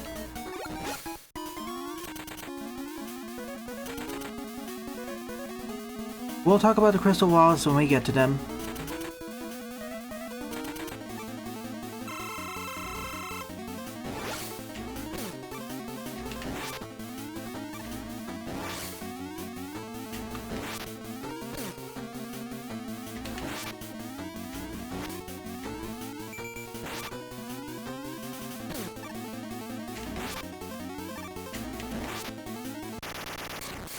Even though I kinda screwed up the pattern, I didn't die here, due to his lower than expected contact damage.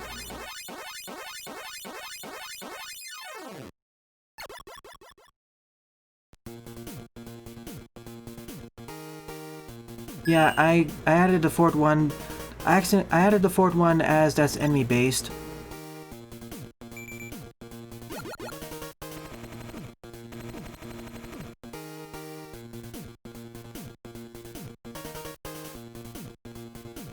Now let's see if we can buy something from Light's Lab. Never mind. Well, I guess we're going after Ferroman next.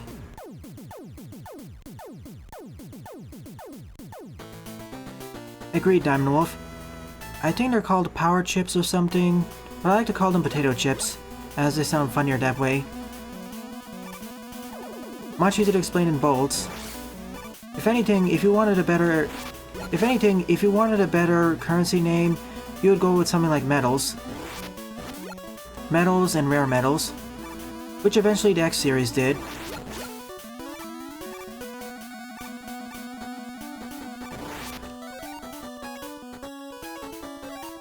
Let's test out the rain flush.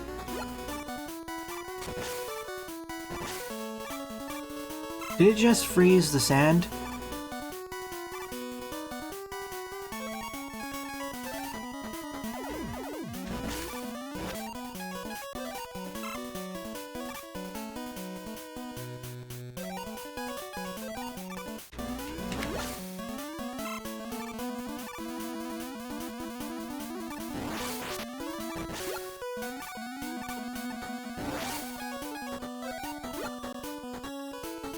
Yeah, it just froze the sand in place.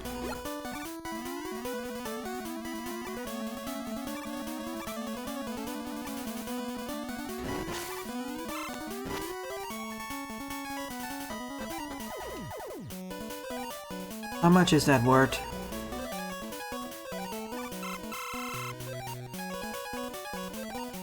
Only 10. I was hoping it was 20.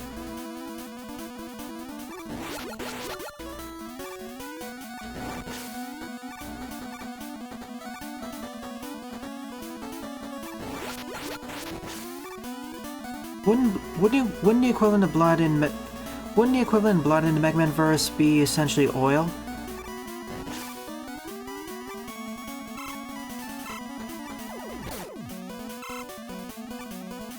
Well, I guess until the X series, where we have actual blood.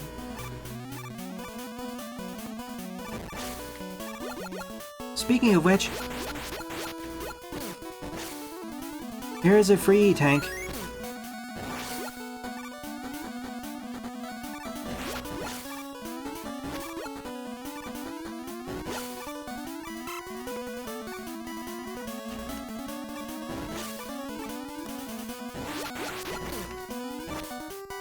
Let's see... Like before, I can only carry up to 40 tanks at a time. Will also probably be parts of organs, or meat, or maybe vitamins, vitamins and minerals.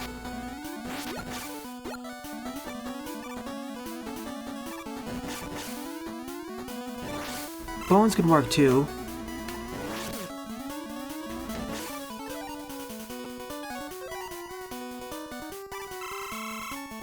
Already I can see this game is more generous than its predecessor in terms of pickups. Not the randomly dropped ones, but more the ones left in the world.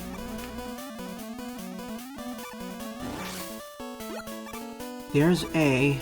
Gonna be kind of risky to pull this off. Not what I wanted to do there.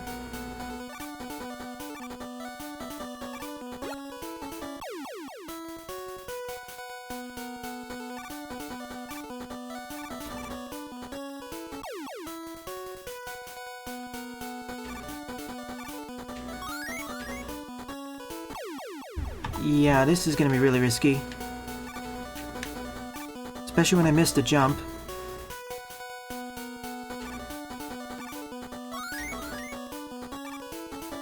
Well, I made it. After about 4 or 5 failures, that would have resulted in my death, by the way, had I not used save states. Of course, that'd be so much easier if I had the rush jet.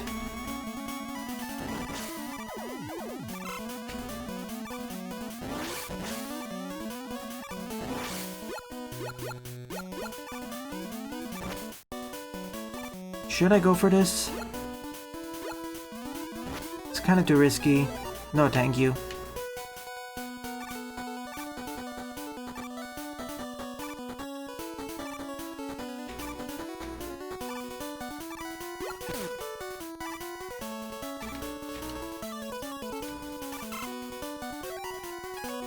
To be fair, the Reploids in the X series and beyond are essentially cyborgs and are part living beings, so it makes more sense. It kind of makes sense why they have blood or a blood-like substance.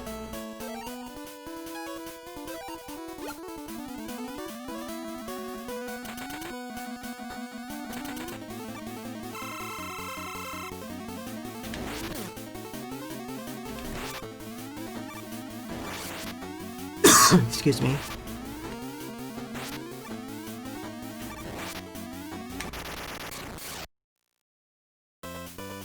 No comment.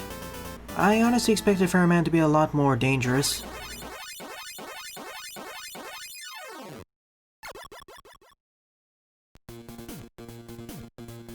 Fun fact, Buster. When I originally played Mega Man X as a kid, I thought that Zero was a modified Proto Man. Well, a combination of I thought he was essentially a next generation version of both Proto Man and Roll. So last but not least is Ringman.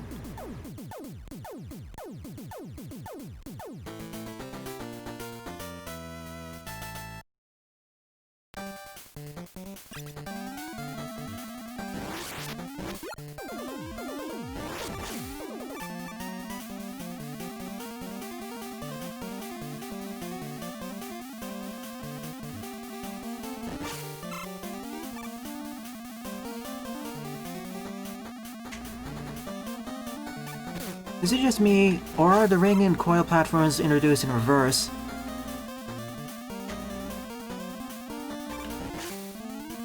In the original stage, we were introduced to the rainbow platforms first, but here we're introduced to the coil platforms first.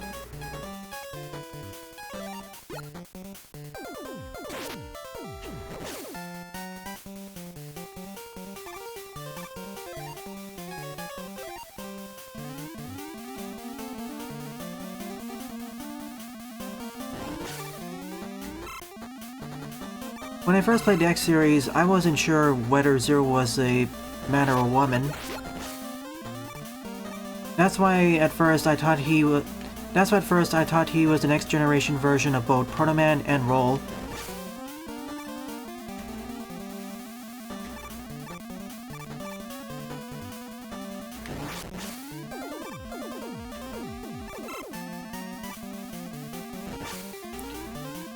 I didn't mean to slide off there.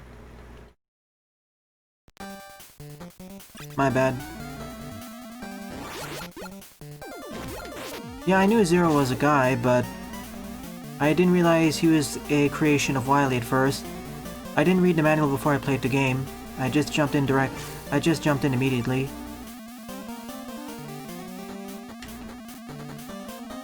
And I wouldn't blame you for believing that. What was Wily thinking?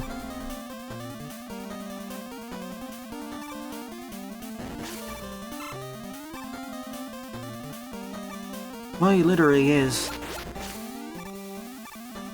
a Bishonen, or however you pronounce it.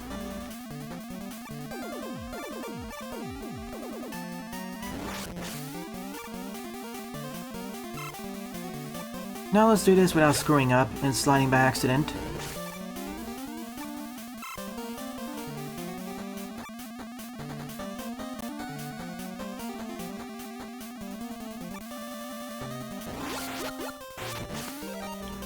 Let's try out the fair shot.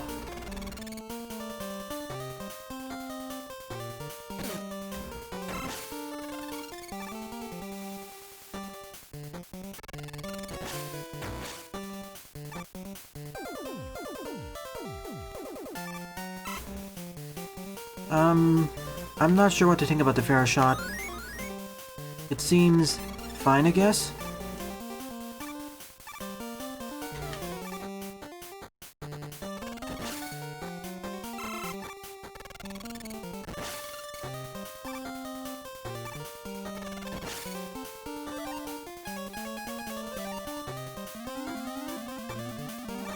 I'd rather just use the charge shot.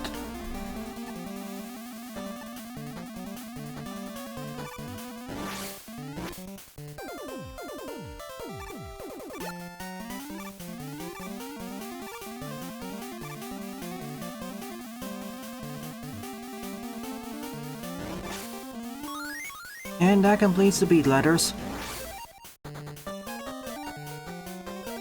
I don't have beat yet. I'll acquire him at the end of this level, probably.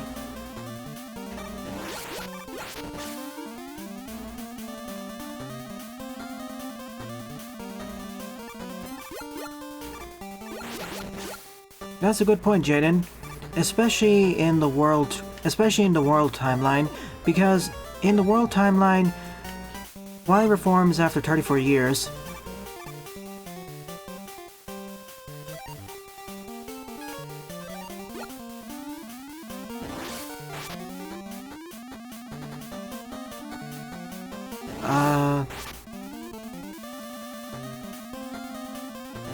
I'll call you Mini Whopper. Or Half Whopper.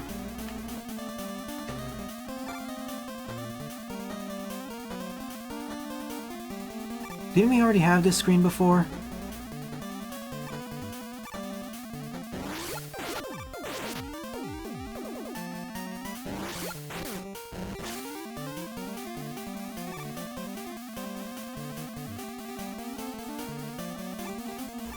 Well, I should have waited here. The game tricked me.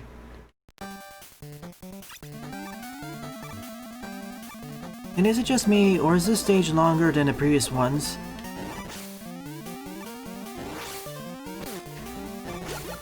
Really? I got knocked onto the platform there?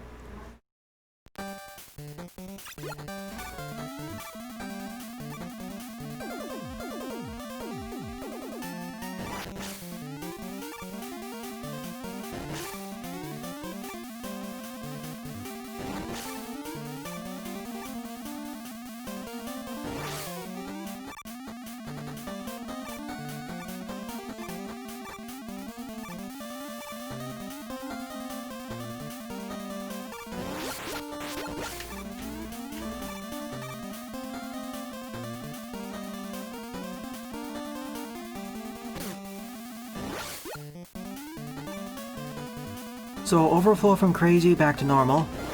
Good going, Wily.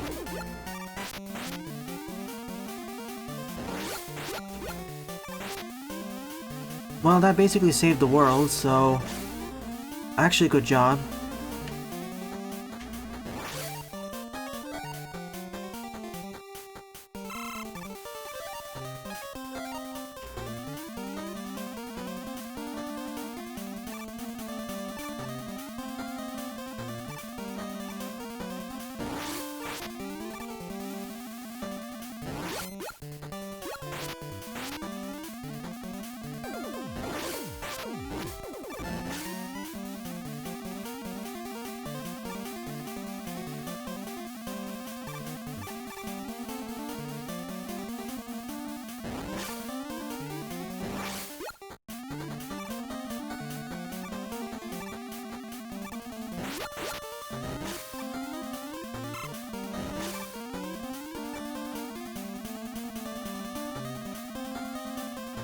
So essentially the game kind of has dynamic difficulty, Jerryman. If you fail enough, it becomes easier. I would prefer if that was just a shop upgrade, though. Unless it already is, but I haven't checked out the shop. We already had this screen before. I honestly feel like this stage has a few repeated screens. Well, at least we're at the end.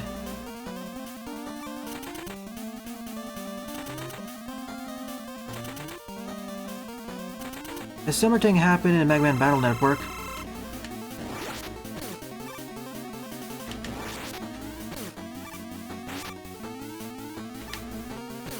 Oh, goody.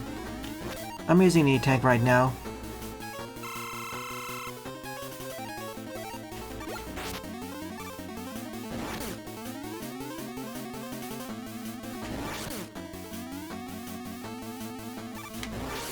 This version of Ringman, I think, is harder than the NES one.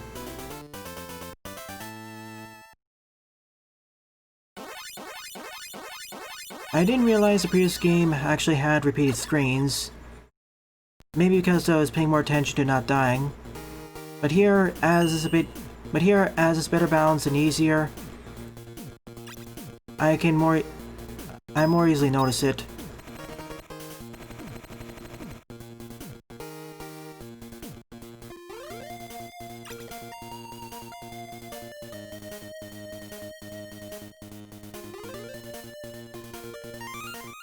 And so the four letters combine to form beat. Which version of beat, though?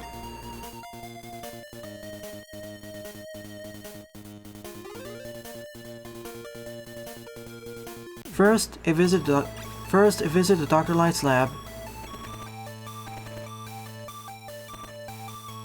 See, W tank, E tank, I think energy balancer, or something. Extra life, the actual energy balancer. M tank, I guess. Let's get the energy balancer.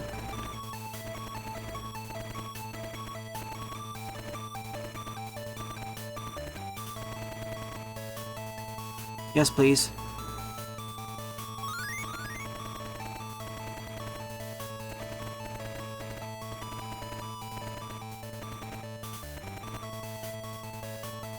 No thanks, I'm going out of here. Enjoy your bag of potato chips.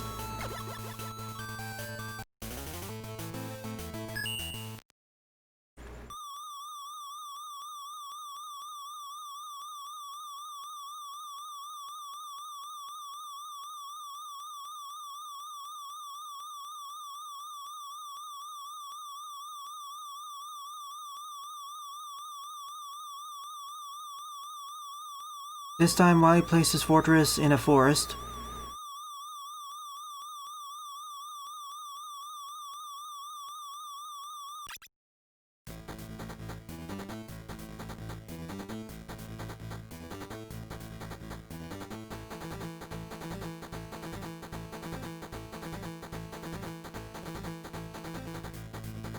And it actually attacks Mega Man directly. One of the few fortresses that does that. Seriously, Mega Man was able to blow a hole open with just his buster?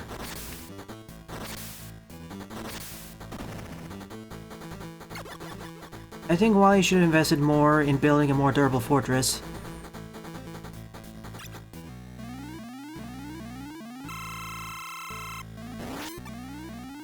By the way, the stage actually starts out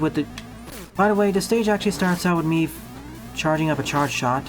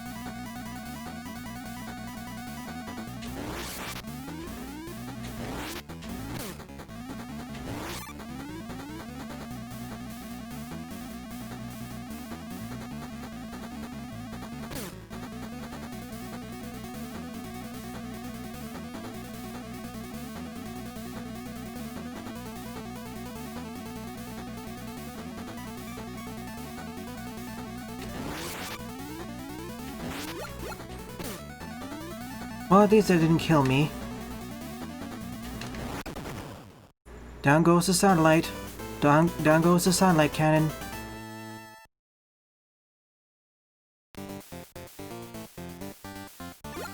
And now we're entering his actual fortress. Nothing up there. Watch as I instantly die to the next boss. Or missile.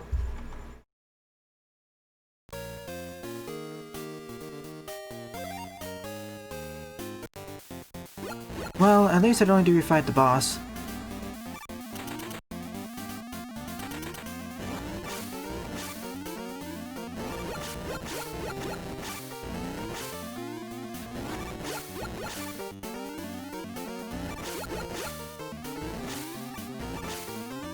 So this is Blade's team. Hi, Wily. You're really chipping out of the fortresses in the World Series. Hi there, Blade. Well, I guess he's the boss then. I thought we were gonna face off against something at the end of the game.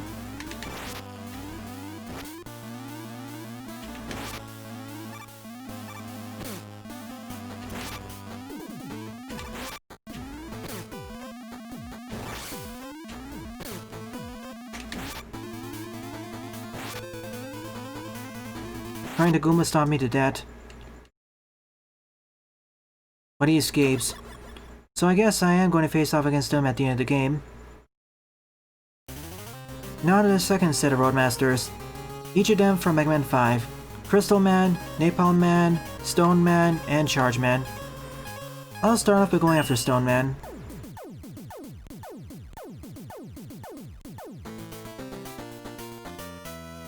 Exactly, Panta.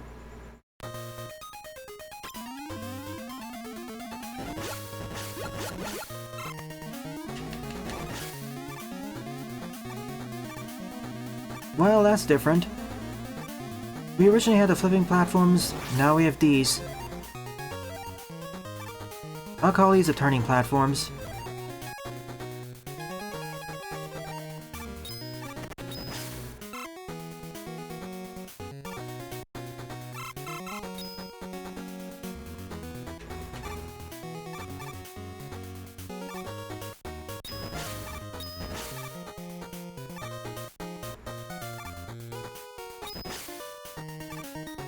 I'll remember that, Buster, as a demonstration. Tate Pecans, by the way, are the shielded enemies, if you're not aware. You're here? You're here? You're here, Hippo Mini-Boss? Well, I guess it's better than having too many bosses in Ringman's stage.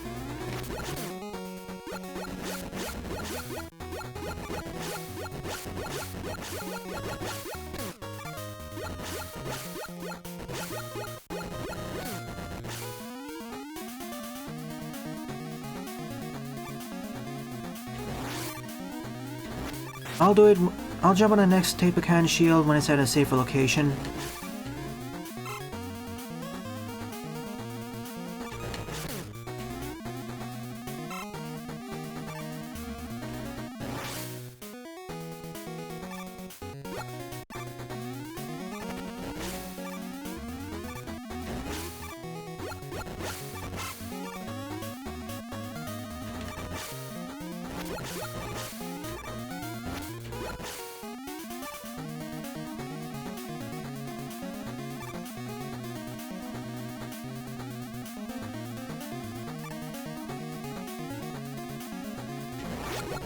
Oh goody, you again.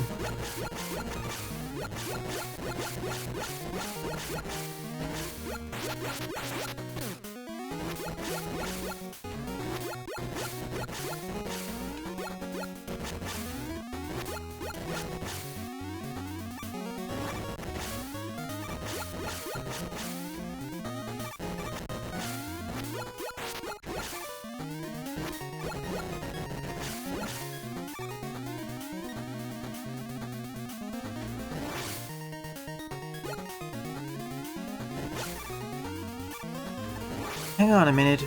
The ladder goes up there? That's suspicious. And I know the reason why.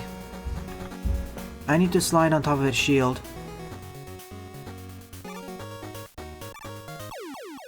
That is, I need to do it at the proper location without getting killed. So I have to do it from the left side and use the rush coil.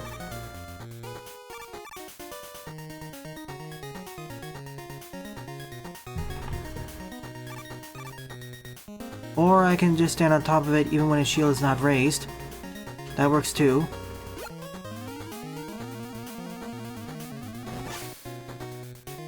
So that's the gimmick of this section.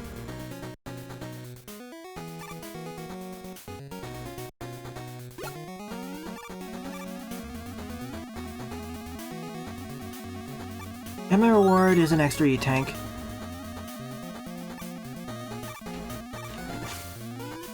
I say that was worth it.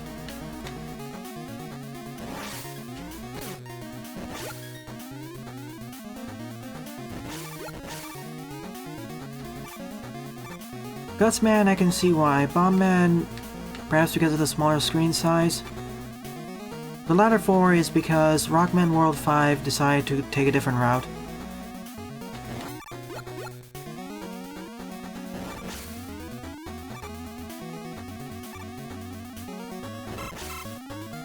Having original bosses instead of reused...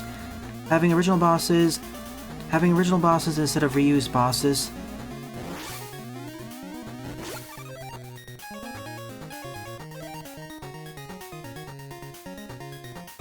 Not quite. And so I die.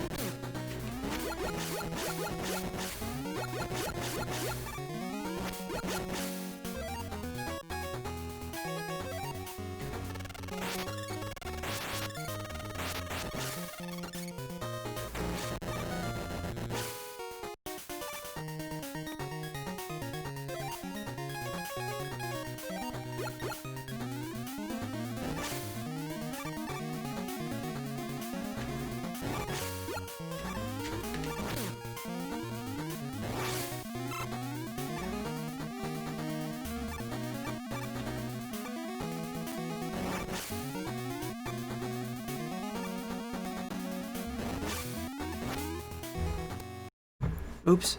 Wait. Sorry about that.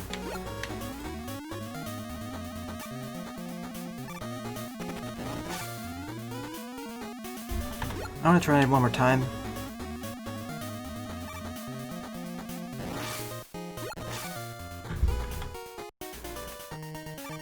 There we go. I knew that was possible.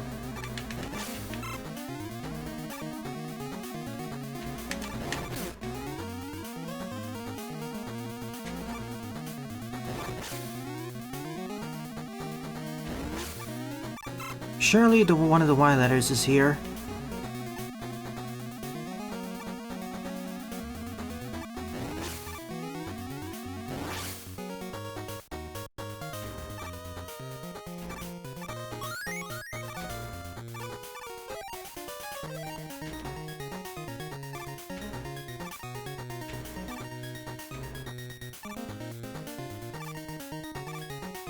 Just an extra life. Well, I guess it's worth it. Why is the conic damage to enemies so high? It's actually kind of crazy.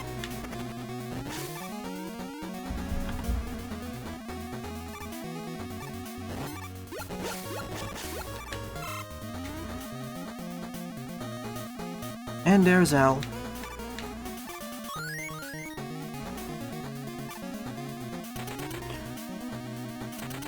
I would say that this stage is a step up in difficulty compared to the first set, but not as much of a step up compared to... but not as big of a step up... but not as big of a step up compared to Rockman World 3, but not as big of a step up compared to Rockman... but not as big as a step up compared to World 3. Yeah, that is kind of a cheap drop.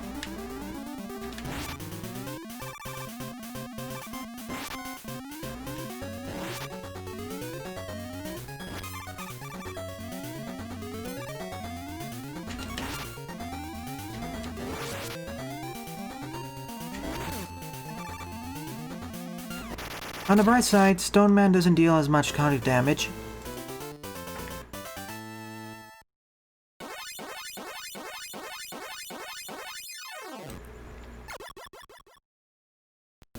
Who should I go after next?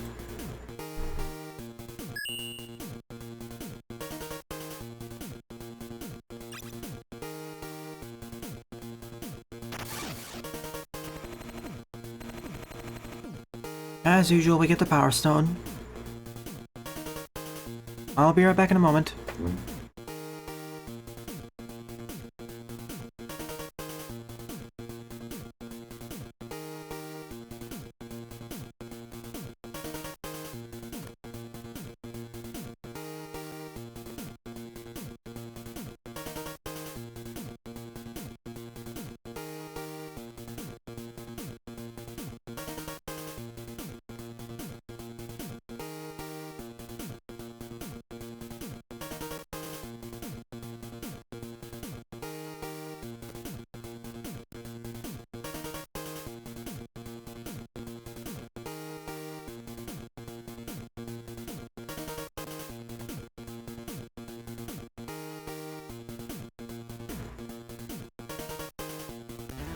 Crystal Man it is.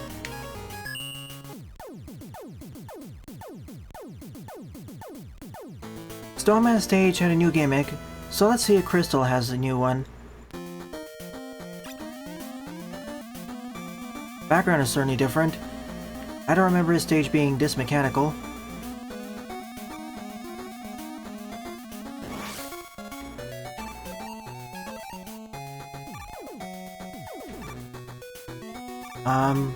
Aren't you gonna do anything?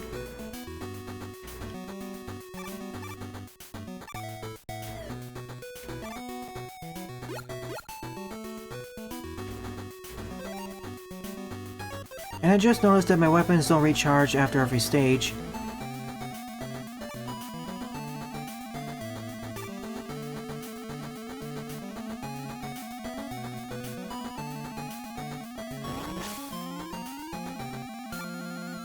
And all the musical tracks are essentially slower-paced versions of the NES ones.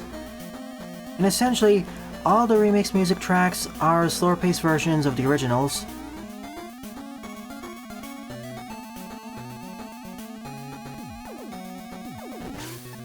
Oh, that's it, Buster. Well, I'll do it the next time I see it.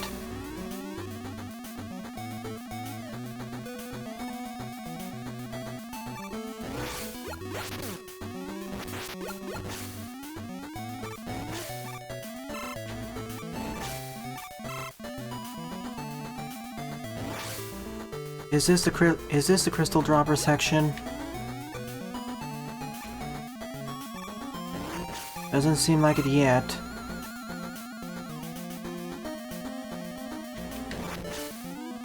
Define only once. Well, I know what I mean. I mean, in what way only once?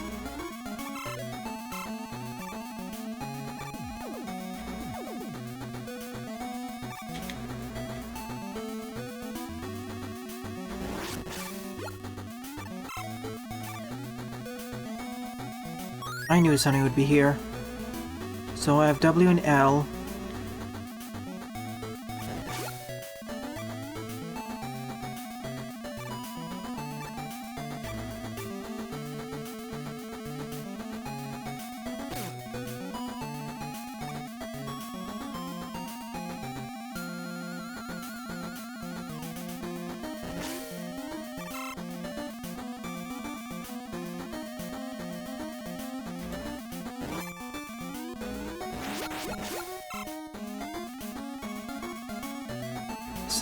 So another sadly underutilized gimmick.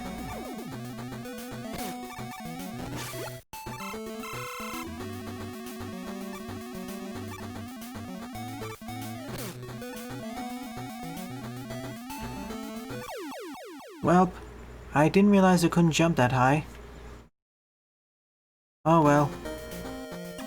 Where am I taken to? At the start of the screen. But not too bad.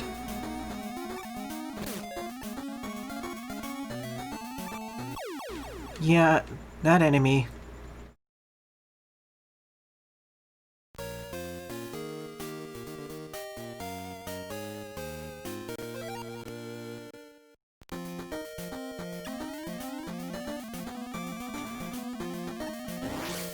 Now let's get a mini E-tank.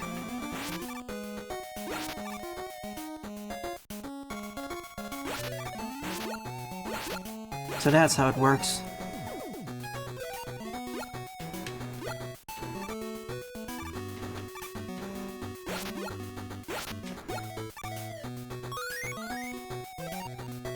And that should combine to form one more E-tank. And that should combine to form another E-tank.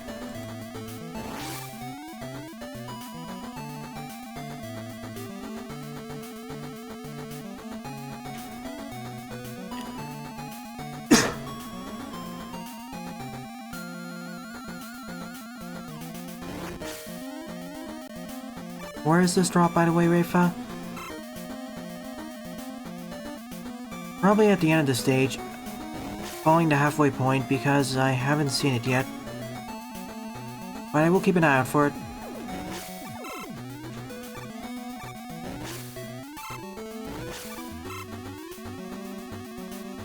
This is an awkward screen transition.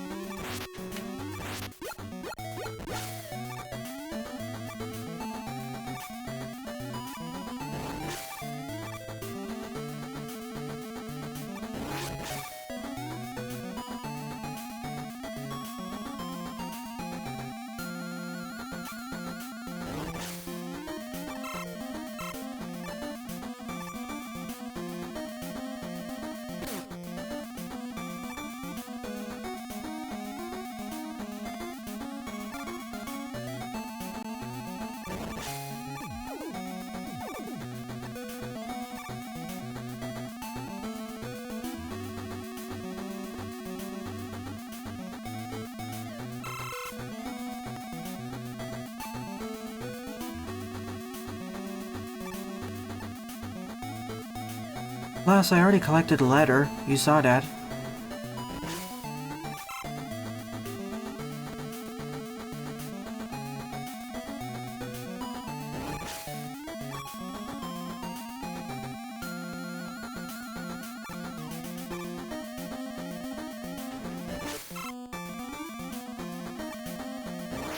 And now to be extra safe over here, I accidentally destroyed the enemy. It was that easy. Well, at least I made it here after 2 deaths.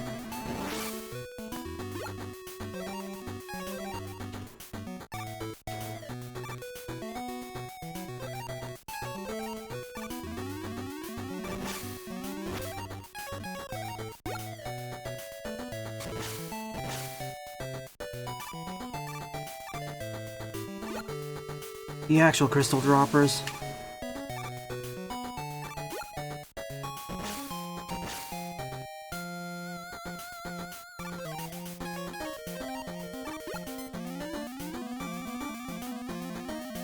Really? I just feel I'm barely competent here.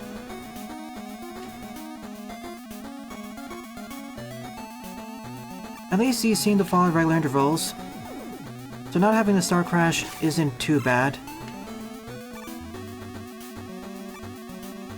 I may end up eating those words later.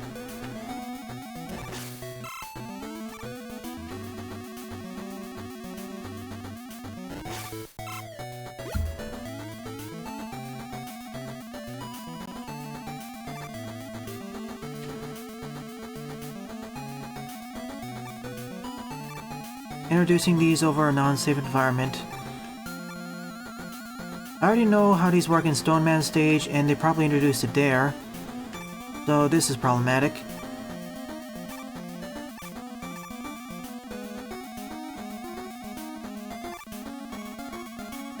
How many alternate pathways does this stage have?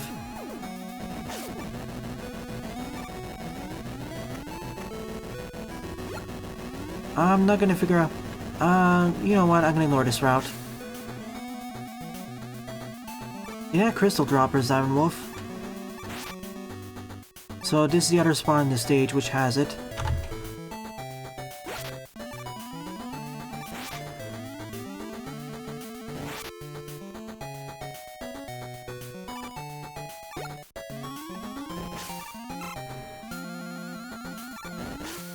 Wish this gimmick was used more. I wouldn't mind seeing it in Mega Man Maker. Oh. Would have preferred a better introduction for this.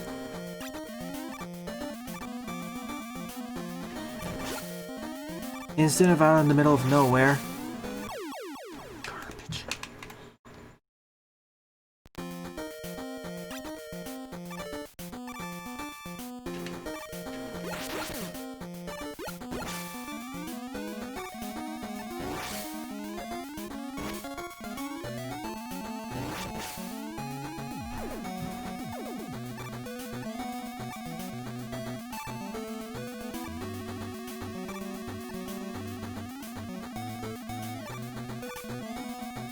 This time I'm taking the alternate pathway.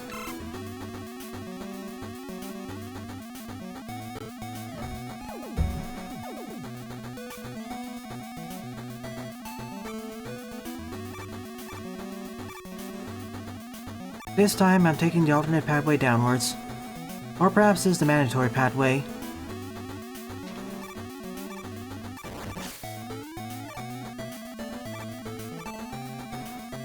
Perhaps a little better introduction here. Still, that's one of the pathways you can take, and you can have Rush Coil here, so I would have preferred that was introduced in a safer environment.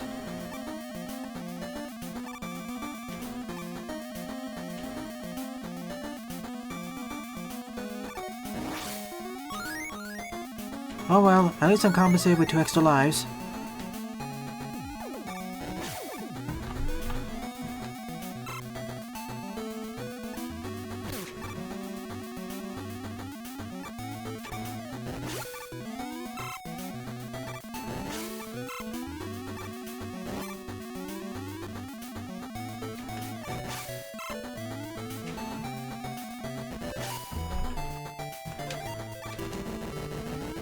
Now just make a run for it.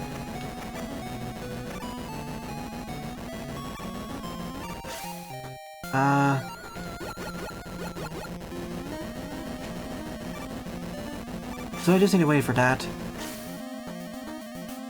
And now Misa back over here.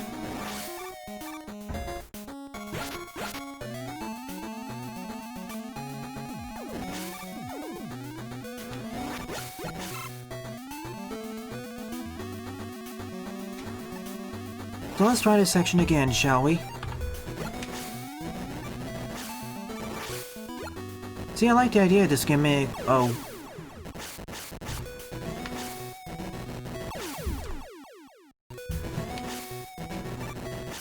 See, I like the idea of this gimmick.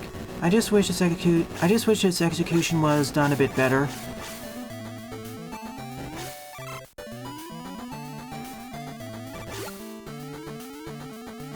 Mainly its introduction. The rest of the execution is fine.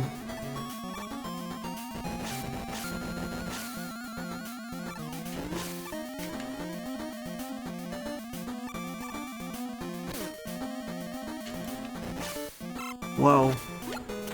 I keep forgetting those are half platforms. The spikes, that is.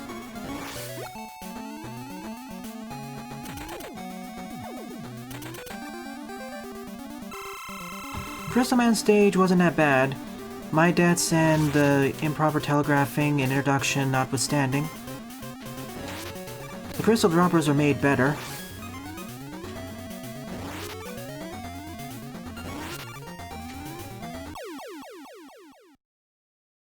This attack is going to be a lot more dangerous to...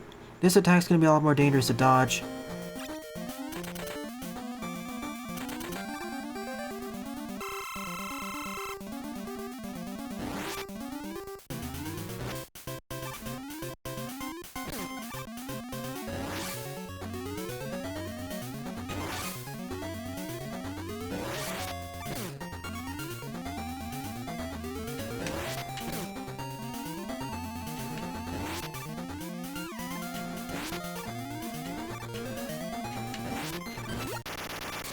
But with a full health bar, not too bad. In fact, ever since the full charge shot was introduced, as long as they have a full health bar, defeating the bosses isn't that bad. Do I lose my charge shot upon taking a hit? I haven't noticed it. If not, well, that explains why the bosses feel relatively easier compared to their NES counterparts. If so, then I guess it's just me.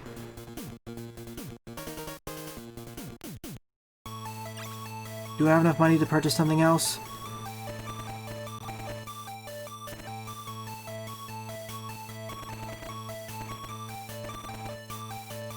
Oh, so that's why our weapon energy is not restored after a stage.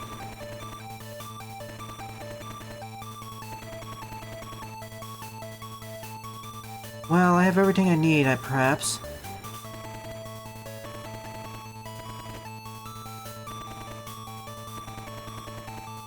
Sure, let's get it.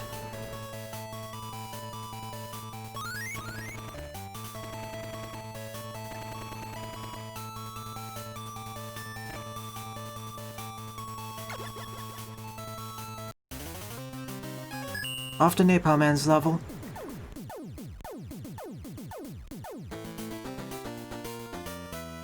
Confusing in what way? As in, do the pathways get a bit strange? Oh. Explosive stones now. Due to the length of this stream, I'll probably split the Let's Play of this into 2 episodes. Perhaps the same for Rockman World Tree, but we'll see.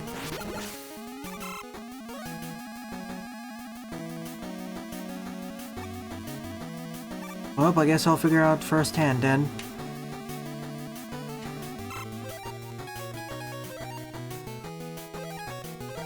So I can carry up to 4 W tanks. I should stock up on them before I go to the Wily Station. I should stock up on them before I go to the Wily Castle.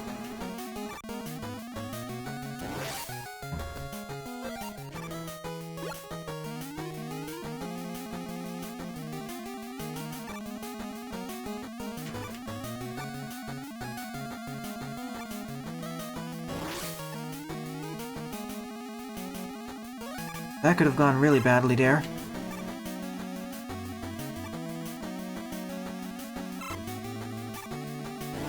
Is it still chasing after me though? If it is, I'm dead.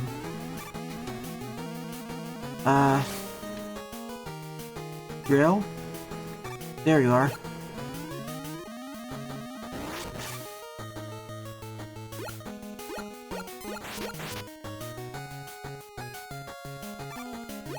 At least I can destroy them.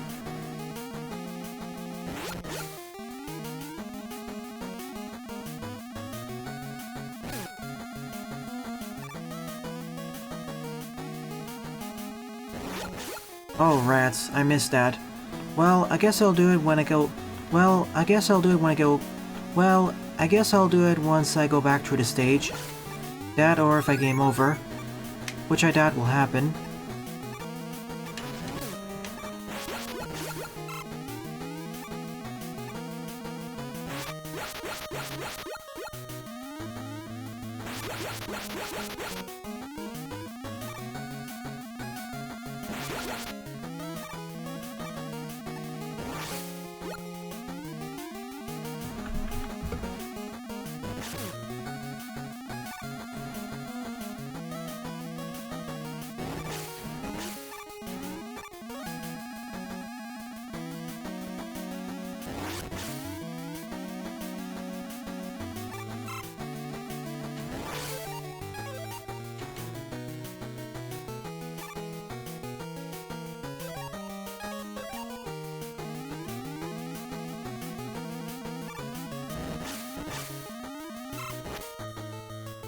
Just for some extra insurance, I'll put out the fires. Nice stage hazard interaction. I wish more Mega Man games did something like this. It only puts out the fires temporarily.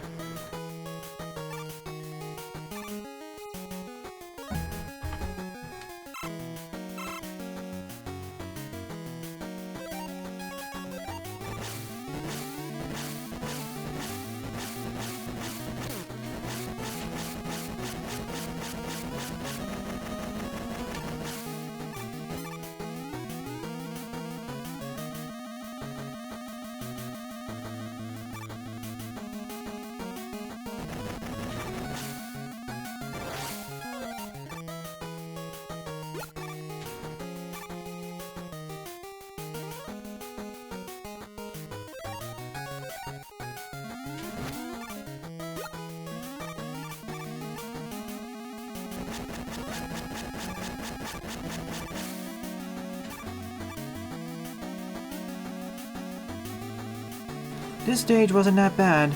When he said back in Veins, I was thinking of the previous levels back in Veins levels. This wasn't that bad.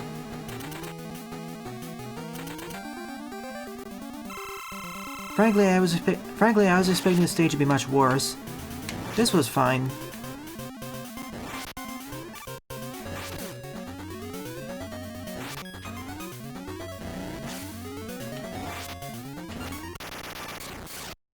Even Maple Man is pretty familiar.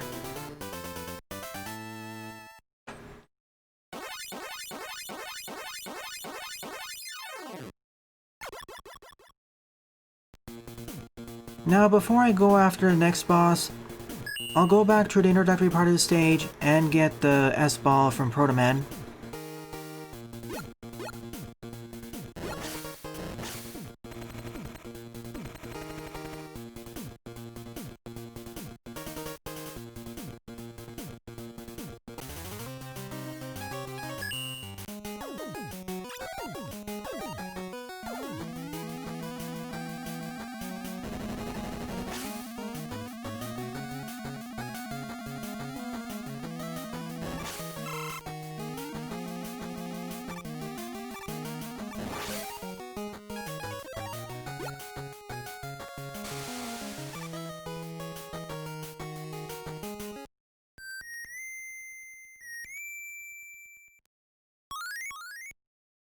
Extra life, E-chips, and E-tank. No S-Ball though. Well. How do I get out of the stage once I'm done with it? If I already completed it? Do I just game over here?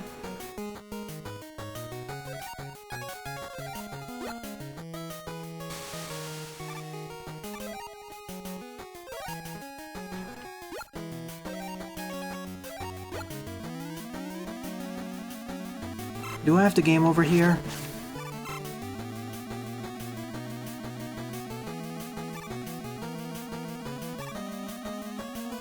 Well, I'm gaming over then.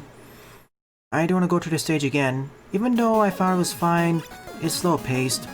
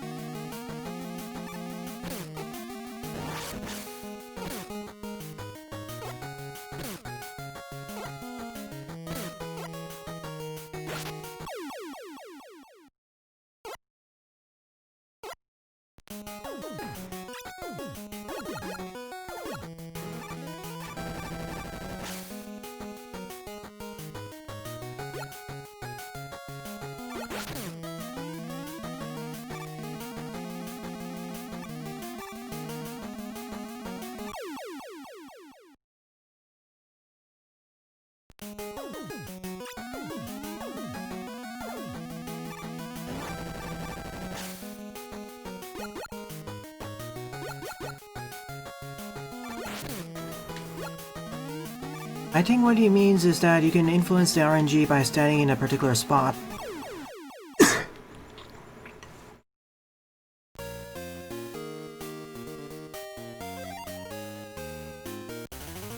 Now off to Charge Man's level. Now off to Charge Man's level.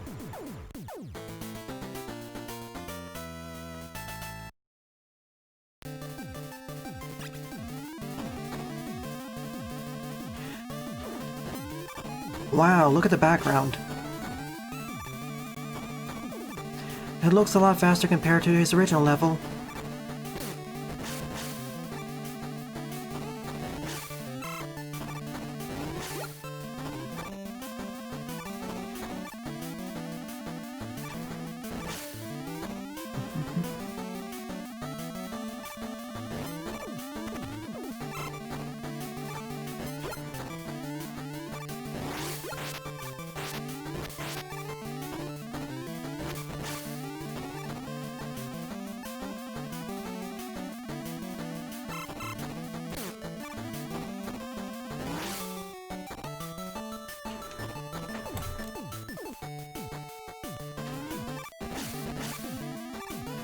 Wait a minute, all these levels are taking place in the fortress?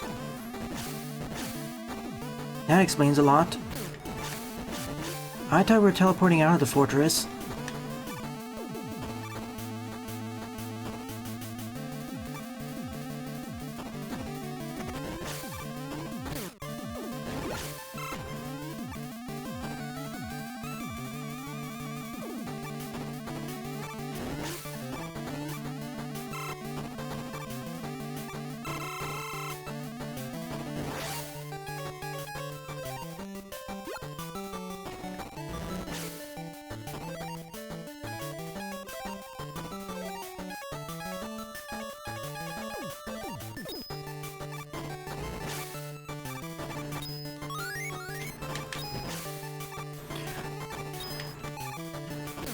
Well, that explains a lot, Buster. But I don't gain ammo refills for the first 4 levels either, because of that one shop item.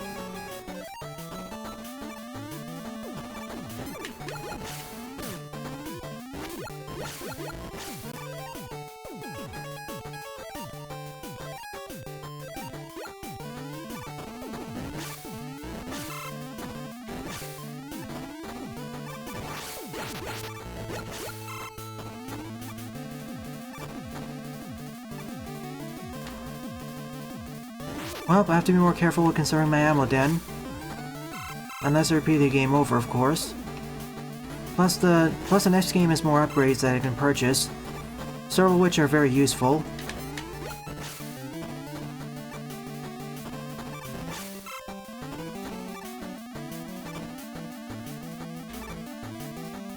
That looks suspicious.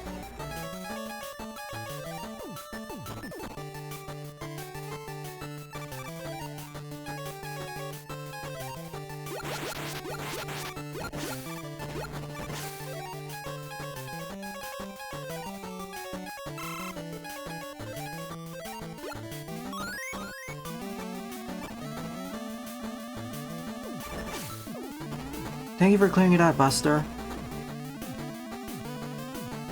Maybe you're misremembering it? Maybe you're misremembering it, Daibuman? I'll double check the footage.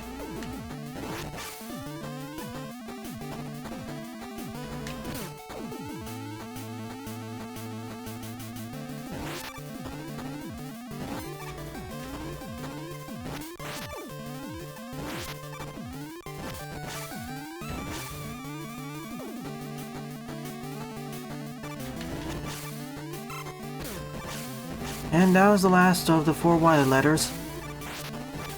So now I can access the Inner Sanctum. Oh yeah, forgot Charge Shot Knockback. This is what I was saying earlier, of why I should be careful.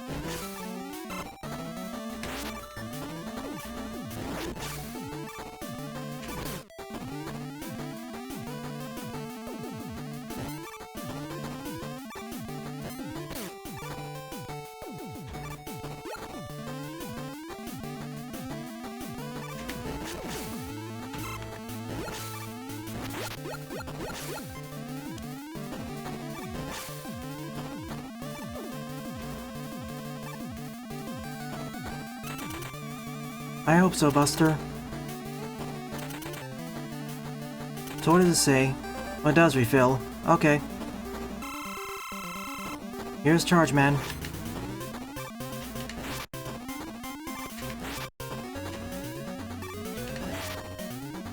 You telegraph your charging attack much more slow. You telegraph your charge attack much slower. That wasn't really necessary, to be honest.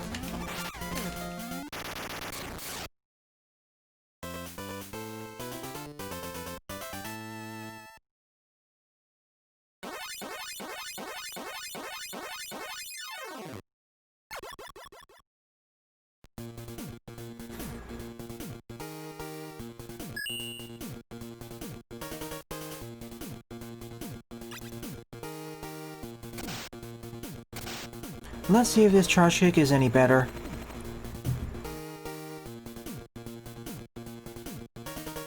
And lo and behold, here's the Rush Jet. I wish I had it earlier, but to be fair, I didn't really use it in many places, only in one spot, to be fair. So before I enter the fortress, I'm gonna stock up on W tanks.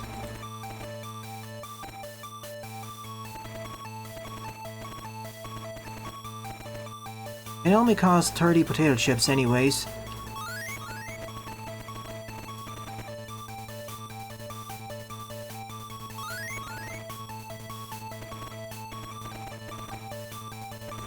Not enough.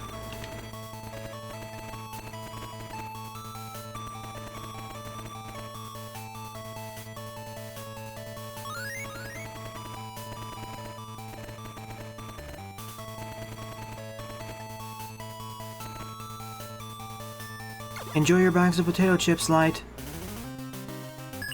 Now off to Belade stage. Pointing out that we do need them.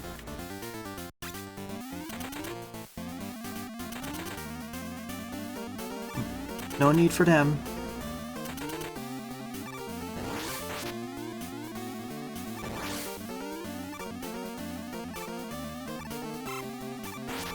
So we have magnets that we can turn off.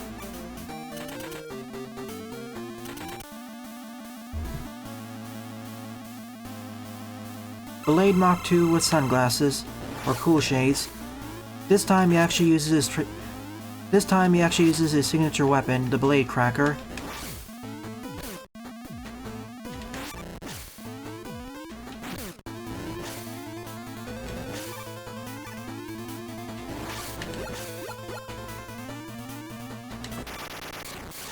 I had less trouble with this encounter compared to his first one, compared with his first outing. See ya, Daboon. And by defeating him, we get the Blade Cracker.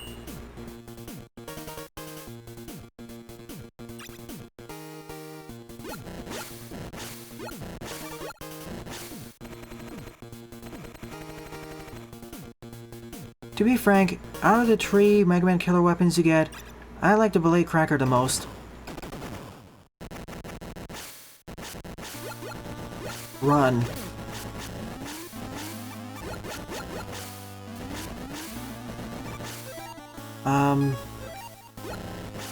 I guess this is the place where you're supposed to use the Blade Cracker.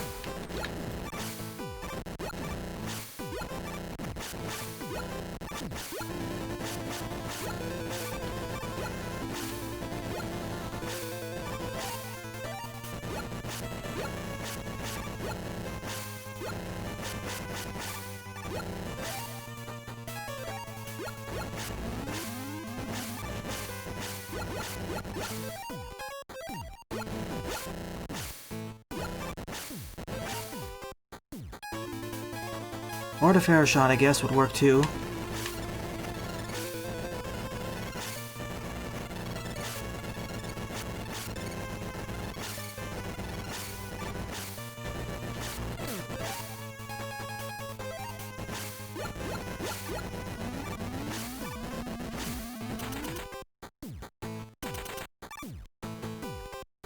Well, we're out of here. And for once, we destroyed one of Wily's fortresses in the world titles. His first the first out of the 2 fortresses, that is.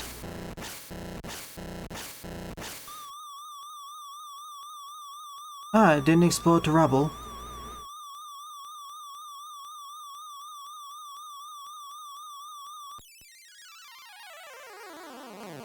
And here it is, Wily's battleship.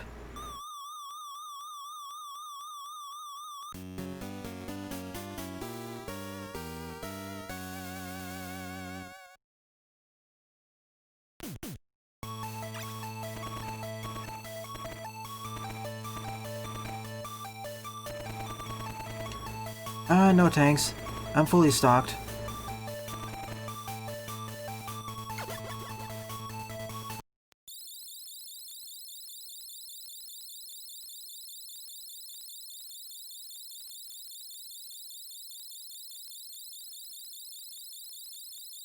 So I guess he modified Rush Marine to become Rush Space.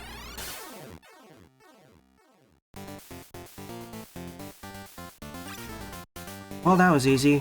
I was expecting a battle in space. However, I'll have to end off the stream here. I'm running dangerously low on time, and I don't want to end up having to split the stream right in the middle of the level. Sorry, everyone. So next Sunday, I'll be finishing this game and Mega Man V. And perhaps another game, but we'll see. So my overall thoughts on both of the games are that there are certainly improvements over their predecessors, but I'm liking 4 the most. Bye everyone, see you for tonight's stream, which will be at 8 PM BDT as usual. Toodles!